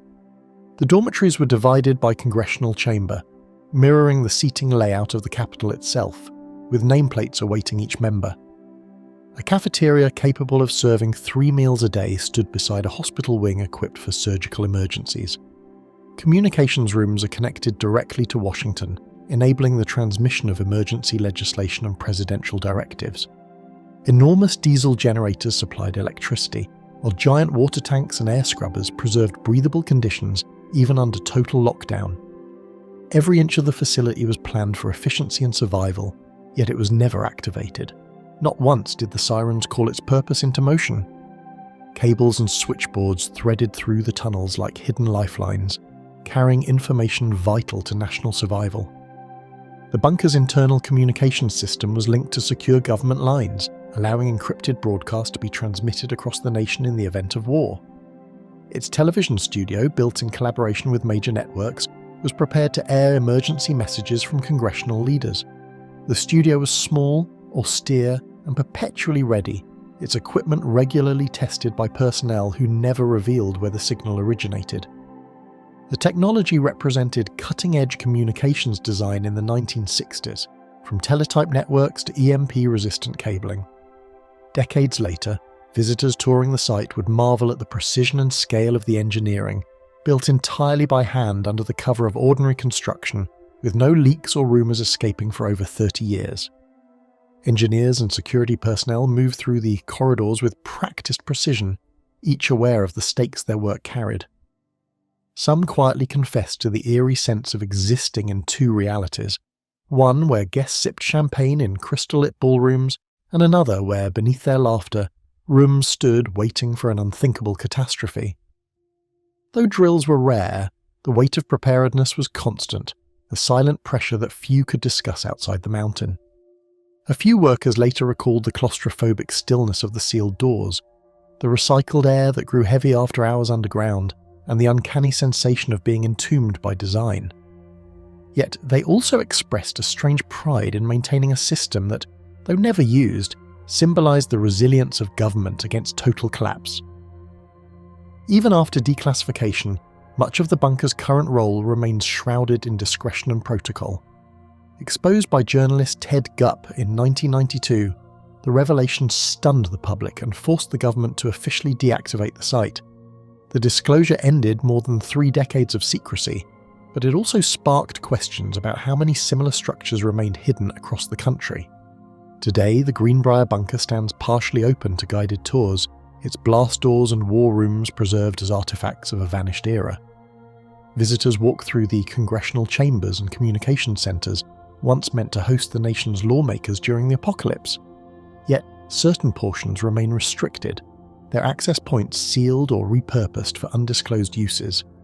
Some believe newer facilities, built with digital-age security, now replace what the Greenbrier once represented, a continuation of the same silent readiness beneath different soil. The Greenbrier bunker endures as a silent testament to the unseen preparations nations make when the world itself seems unstable. It is both a relic of fear and a monument to foresight, a physical reminder that even in times of peace, the machinery of survival hums quietly beneath the surface. For decades, its existence was proof that civilization's continuity relied not just on diplomacy and deterrence, but on concrete, cables and secrecy carved into stone. Through corridors of reinforced stone and metal, echoes of forgotten work endure, veiled by time and deliberate quiet. The tomb of Qin Shi Huang, China. Long before the first spade struck the earth near Xi'an, legends warned of an emperor's resting place built for eternity. Beneath a mound rising from the plains of Lintong, ancient texts spoke of a subterranean palace filled with rivers of liquid metal, traps set to kill intruders, and a ceiling painted with the constellations of the night sky. Generations dismissed these accounts as myth until fragments of clay and bronze began to surface, silent evidence that truth had slept just beneath the soil for over 2,000 years. The ambition of Qin Shi Huang knew no boundary, and neither did the monument he demanded in death. Having unified China in 221 BCE, he declared himself the first emperor and sought not only to rule the living but also to command the world beyond. His obsession with immortality drove him to summon alchemists, engineers, and artisans from across his vast empire. What they built in secret would become one of the most extraordinary funerary complexes ever conceived, an underground kingdom meant to mirror the grandeur of his own reign. What first hinted at the tomb's enormity was not the mound itself, but the soldiers standing sentinel before it. In 1974, farmers digging a well unearthed fragments of life-sized figures sculpted in clay. Excavations revealed an entire army, more than 8,000 warriors, each face unique, arranged in precise military formation. Some stand ready with bows drawn, others grip weapons that still bear traces of polish, their expressions frozen in alertness.